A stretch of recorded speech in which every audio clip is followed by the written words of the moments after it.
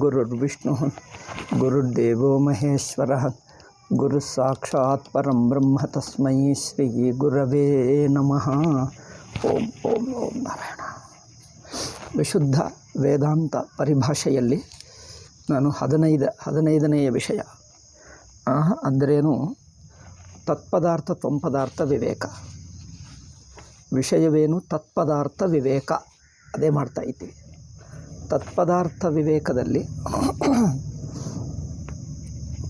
ಪರಮಾತ್ಮನನ್ನು ತಿಳಿಸುವ ವಾಕ್ಯಕ್ಕೆ ಪರಮಾತ್ಮನನ್ನು ತಿಳಿಸುವ ಯೋಗ್ಯತೆ ಇದೆ.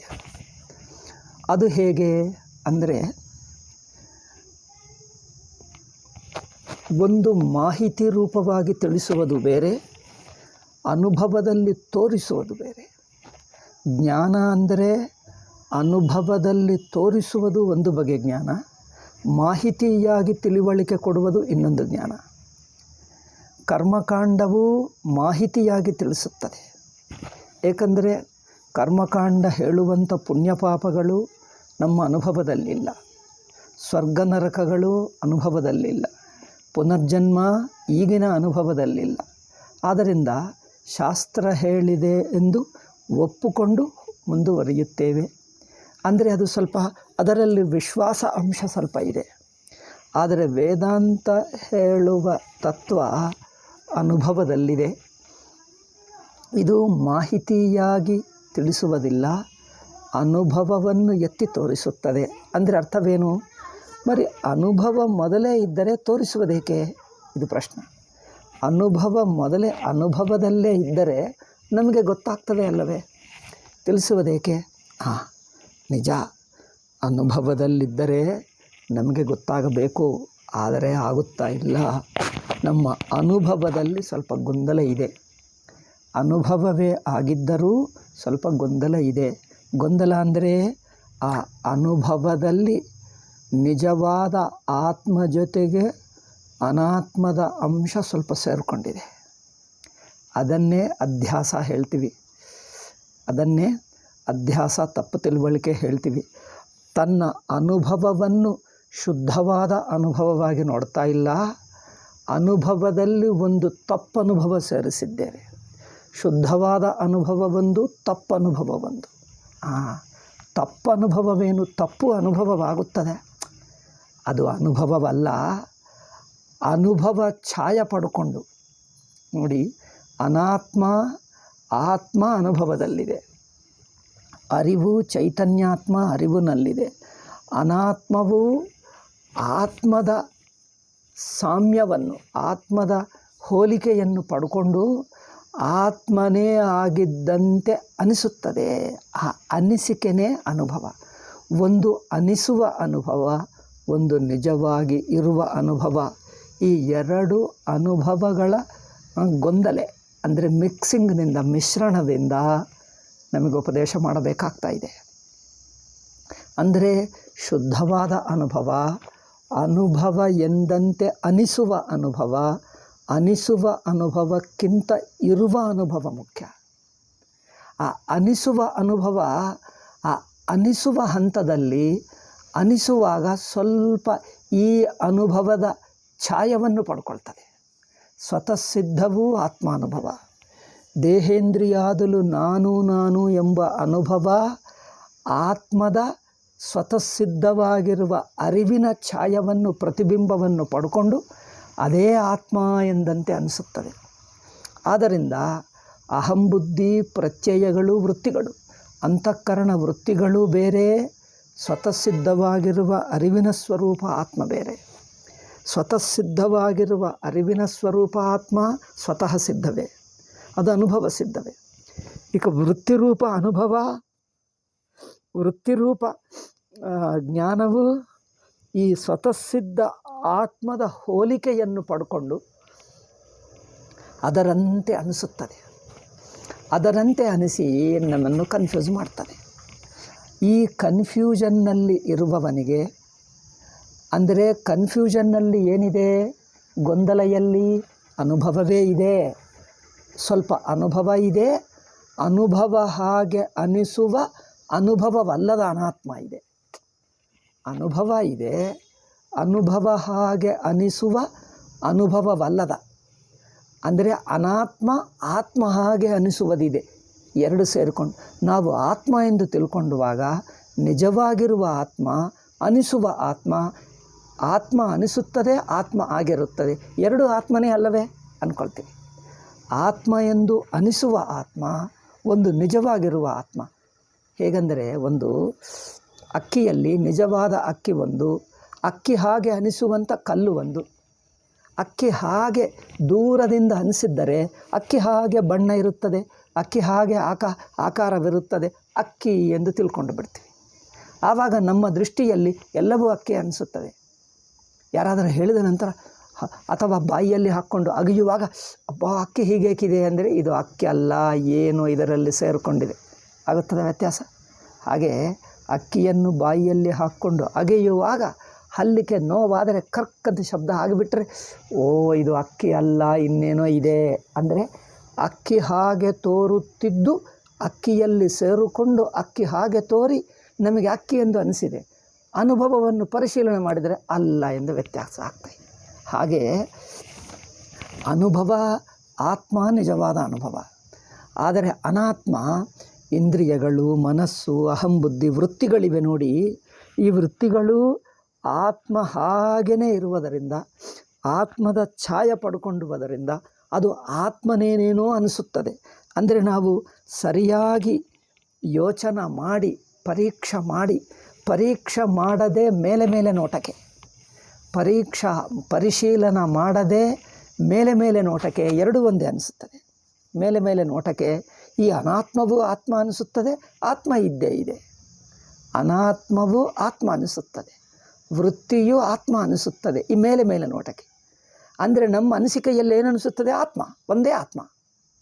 ಅಂದರೆ ಅನಾತ್ಮವನ್ನು ಸೇರಿಸಿದ್ದು ಆತ್ಮ, ನಿಜವಾದ ಆತ್ಮ ಇದೆ. ಆ ನಿಜವಾದ ಆತ್ಮ ಮೇಲೆ ಅನಾತ್ಮನನ್ನು ಸೇರಿಸಿದ್ದೇವೆ, ಅದು ಆತ್ಮ ಅನಿಸಿತಲ್ಲ. ಅದರಿಂದ ನಮ್ಮ ಅನಿಸಿಕೆಯಿಂದ ನೋಡಿದ್ದರೆ ಒಂದೇ ಆತ್ಮ ಅಂದ್ಕೊಂಡು ಬಿಡ್ತೀವಿ. ದೇಹವು ನಾನು, ಇದರಲ್ಲಿ ನೋಡಿ, ದೇಹವು ನಾನು ಎನ್ನುವುದು ಆತ್ಮ ಅಂದ್ಕೊಳ್ತೀವಿ, ಇಂದ್ರಿಯಗಳು ನಾನು ಆತ್ಮ ಅಂದ್ಕೊಳ್ತೀವಿ, ಮನಸ್ಸು ನಾನು ಆತ್ಮ ಅಂದ್ಕೊಳ್ತೀವಿ. ಇದು ನಮ್ಮ ಸ್ಥಿತಿ, ಈಗಿನ ಸ್ಥಿತಿ.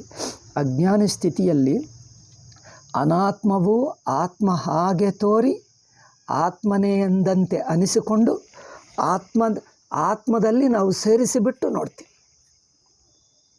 ಅಂದರೆ ಒಳಹೊಕ್ಕಿ ನೋಡಿದ್ದರೆ ವಿಂಗಡವಾಗುತ್ತದೆ. ಒಳಹೊಕ್ಕಿ ನೋಡದೆ ಪರೀಕ್ಷೆ ಮಾಡದೆ ಮೇಲೆ ನೋಟಕ್ಕೆ ಆತ್ಮ ಅನಿಸುತ್ತದೆ. ಆತ್ಮ ಅಂದರೆ ಗೊತ್ತು, ಏನದು? ಇದುಗೋ ನಾನೇ, ದೇಹ ಇಂದ್ರಿಯ ಮನಸ್ಸು ನಾನೇ ಆತ್ಮ, ನನಗೆ ಗೊತ್ತು ಅನಿಸುತ್ತೆ. ಅಂದರೆ ಇದು ಆತ್ಮ ಎಂದು ಅನಿಸುವುದರಿಂದ ಇದು ಆತ್ಮನೇ ಎಂದಂತೆ ತಿಳ್ಕೊಂಡು ಬಿಡ್ತೀವಿ. ಶಾಸ್ತ್ರ ಏನು ಮಾಡ್ತದೆ ಇಲ್ಲಿ? ವಿವೇಕ ಏನು ಮಾಡಬೇಕು? ನಿಜವಾದ ಆತ್ಮ ಆದರೆ ನಿಜವಾದ ಆತ್ಮದಲ್ಲಿ ದುಃಖ ಇರುವುದಿಲ್ಲ. ಆತ್ಮ ಅಂದಂತೆ ಅನಿಸುವ ಅನಾತ್ಮ. ದೇಹ ಇಂದ್ರಿಯ ಮನಸ್ಸುಗಳು ಆತ್ಮ ಅಂದಂತೆ ಅನಿಸುವ ಅನಾತ್ಮ ಇದೆ ನೋಡಿ, ಅದು ಆತ್ಮ ಹಾಗೆ ಅನಿಸಿಕೊಂಡು ಕೂತಿರ್ತದೆ. ಅಂದರೆ ನಾವು ಆತ್ಮ ಅಂದ್ಕೊಳ್ತೀವಿ, ಅಲ್ಲಿ ಮಾತ್ರ ಆತ್ಮದ ಗುಣಗಳು ಕಂಡು ಬರಲ್ಲ. ಆತ್ಮ ನಿತ್ಯ ಸಿದ್ಧ, ಆನಂದ ಸ್ವರೂಪ, ಜನ್ಮ ಮರಣರಹಿತ, ದುಃಖರಹಿತ. ಬಟ್ ಇದು ಮಾತ್ರ ದುಃಖ ಉಂಟಾಗ್ತದೆ. ಜನ್ಮ ಮರಣ ಇದೆ, ನಾನು ಹುಟ್ಟಿದ್ದೇನೆ, ನಾನು ಸಾಯುತ್ತೇನೆ ಎಂದು ಭಯ ಅನಿಸುತ್ತದೆ, ದುಃಖ ಅನಿಸುತ್ತದೆ. ಬರೀ ಆತ್ಮ ಅಂದರೆ ಆತ್ಮ ಗೊತ್ತು ಹೇಳ್ತಾನೆ. ಮತ್ತು ಏನು ಅಂದರೆ ನನಗೆ ಭಯ ಇದೆ ಅಂದರೆ, ಆತ್ಮ ಗೊತ್ತಿದ್ದರೆ ಭಯ ಏಕಪ್ಪ ಅಂದರೆ ಹೌದು ಭಯ ಇದೆ ಹೇಳ್ತಾನೆ. ಈಗ ಇಲ್ಲಿ ಗೊಂದಲ ಆಯಿತು. ಆತ್ಮ ಗೊತ್ತಿದ್ದರೆ ಭಯವೇಕೆ? ಮರಣ ಭಯವೇಕೆ? ದುಃಖ ಭಯವೇಕೆ? ದುಃಖ ಏಕೆ? ಇದು ವ್ಯತ್ಯಾಸ. ಇದನ್ನು ಈ ಸ್ಥಿತಿಯಲ್ಲಿ ಇರುವ ಜೀವನಿಗೆ ಆತ್ಮ ಎಂದಂತೆ ಅನಿಸುವ ಅನಾತ್ಮನನ್ನು ವಿಂಗಡ ಮಾಡಬೇಕು. ವಿಂಗಡ ಅಂದರೆ ಏನು? ಕೈಯಿಂದ ತಳ್ಳಿ ಪಕ್ಕಕ್ಕೂ ಹಾಕುವುದಲ್ಲ. ವಿಂಗಡ ಅಂದರೆ ಕೈಯಿಂದ ಪಕ್ಕಕ್ಕೂ ಹಾಕುವುದಲ್ಲ. ಮತ್ತೇನು? ತಿಳಿವಳಿಕೆಯಲ್ಲಿ ಅದು ಬೇರೆ ಇದು ಬೇರೆ, ಅದರ ಲಕ್ಷಣ ಬೇರೆ ಇದರ ಲಕ್ಷಣ ಬೇರೆ. ಗುರ್ತಿಸುವುದಲ್ಲಿ, ಗೊತ್ತು ಮಾಡುವುದರಲ್ಲಿ ವ್ಯತ್ಯಾಸ ಆಗಬೇಕು ಅಲ್ಲವೇ? ಗೊತ್ತು ಮಾಡುವುದರಲ್ಲಿ, ತಿಳಿವಳಿಕೆಯಲ್ಲಿ ವಿಂಗಡ ಆಗಬೇಕು, ಜ್ಞಾನದಲ್ಲಿ ವಿಂಗಡವೇ ಹೊರತು ಕೈಯಿಂದ ವಿಂಗಡ ಅಲ್ಲ, ಕೈಯಿಂದ ತಳ್ಳಿ ಪಕ್ಕಕ್ಕೆ ಹಾಕುವುದಲ್ಲ. ವಿಂಗಡ ಜ್ಞಾನ ರೂಪ. ಏಕೆ? ಗೊಂದಲವು ಅಜ್ಞಾನ ರೂಪ. ಗೊಂದಲವು ತಪ್ಪು ಅಜ್ಞಾನ. ಗೊಂದಲವು ತಪ್ಪು ಅಜ್ಞಾನ, ವಿವೇಕದಿಂದ ಸರಿಯಾದ ಜ್ಞಾನ. ತಪ್ಪು ಜ್ಞಾನ ತಪ್ಪು ತಿಳುವಳಿಕೆ ಗೊಂದಲ ಮಾಡ್ತದೆ, ಸರಿಯಾದ ತಿಳುವಳಿಕೆ ವಿಂಗಡ ಮಾಡ್ತದೆ. ತಪ್ಪು ತಿಳುವಳಿಕೆ ಸರಿಯಾದ ತಿಳುವಳಿಕೆ ಅಂದರೆ ತಪ್ಪು ತಿಳುವಳಿಕೆವೇ, ಸರಿಯಾದದ್ದು ತಿಳುವಳಿಕೆಯೇ. ಆದರೆ ಒಂದು ತಪ್ಪು ತಿಳುವಳಿಕೆಗೆ ಪರಿಹಾರ ಸರಿಯಾದ ತಿಳುವಳಿಕೆ, ಎರಡು ತಿಳುವಳಿಕೆನೇ ಆಗಬೇಕು. ಅದರಿಂದ ಇದು ಜ್ಞಾನ ಸಾಧನ, ಇದು ವಿಚಾರ ಸಾಧನವೇ ಹೊರತು ಕ್ರಿಯಾ ಸಾಧನ ಅಲ್ಲ. ಕ್ರಿಯದಿಂದ ಅನಾತ್ಮವನ್ನು ಪಕ್ಕಕ್ಕೆ ತಳ್ಳುವುದಲ್ಲ, ಅನಾತ್ಮ ಪಕ್ಕಕ್ಕೆ ಇದೆ. ಅನಾತ್ಮ ಆತ್ಮ ಆಗಲೇ ಇಲ್ಲ, ಅನಾತ್ಮ ಬಿಡಿಯಾಗೇ ಇದೆ, ಆತ್ಮ ಆಗಲಿಲ್ಲ. ಆತ್ಮವು ಅನಾತ್ಮ ಆಗಲಿಲ್ಲ, ಅನಾತ್ಮ ಆತ್ಮ ಆಗಲಿಲ್ಲ, ಅಂದರೆ ಬಿಡಿ ಹಾಗೇ ಇದೆ. ನಮಗೆ ಅನಿಸಿಕೆಯಲ್ಲಿ ಮಾತ್ರ ಒಟ್ಟಾಗಿದೆ, ಅಲ್ಲಿ ಗೊಂದಲ ಇದೆ. ಅನಾತ್ಮ ಆತ್ಮ ಆಗಿದೆ ಎಂದು ಹೇಳ್ತಾ ಇಲ್ಲ, ಅನಾತ್ಮ ಆತ್ಮ ಆಗಿದೆ ಕೈಯಿಂದ ತಳ್ಳಿ ಪಕ್ಕಕ್ಕೆ ಹಾಕು ಎಂದು ಹೇಳ್ತಾ ಇಲ್ಲ. ಅದು ಪಕ್ಕಕ್ಕೆ ಇದೆ, ಬಿಡಿಯಾಗೇ ಇದೆ, ಆತ್ಮನಲ್ಲಿ ಸೇರಿಕೊಂಡಿಲ್ಲ. ಅನಾತ್ಮ ಬಿಡಿಯಾಗೇ ಇದೆ, ಇರುವುದು ಬಿಡಿಯಾಗಿದೆ, ಅನಿಸಿಕೆಯಲ್ಲಿ ಬಿಡಿಯಾಗಲಿಲ್ಲ, ಅಲ್ಲಿ ತೊಂದರೆ ಇದೆ. ಅನಿಸಿಕೆಯಲ್ಲಿ ಬಿಡಿ ಇದ್ದರೂ ಒಂದಾಗಿದೆ ಅನಿಸುತ್ತದೆ. ಅದರಿಂದ ನಾವು ಬಿಡಿ ಮಾಡು ಅಂದರೆ ಬಿಡಿ ಮಾಡಬೇಕಾಗಿಲ್ಲಪ್ಪ, ಅನಾತ್ಮ ಬೇರೆಯೇ ಇದೆ. ಆತ್ಮ ಆತ್ಮವಾಗಿದೆ, ಅನಾತ್ಮ ಆತ್ಮದೃಷ್ಟಿಗೆ ಇಲ್ಲವೇ ಇಲ್ಲ. ಬಿಡಿ ಅಂದರೆ ಇಲ್ಲವೇ ಇಲ್ಲ. ವಾಸ್ತವಿಕತೆ ನೋಡಿದ್ದರೆ ಆತ್ಮ ಸ್ವತಃ ಸಿದ್ಧವೇ, ಅದು ಬ್ರಹ್ಮವು ಹಾಗೇ ಇದೆ, ಆತ್ಮಕ್ಕೆ ಏನು ತೊಂದರೆ ಇಲ್ಲ. ಅನಿಸಿಕೆಯಲ್ಲಿ ವ್ಯತ್ಯಾಸ ಆಯಿತು.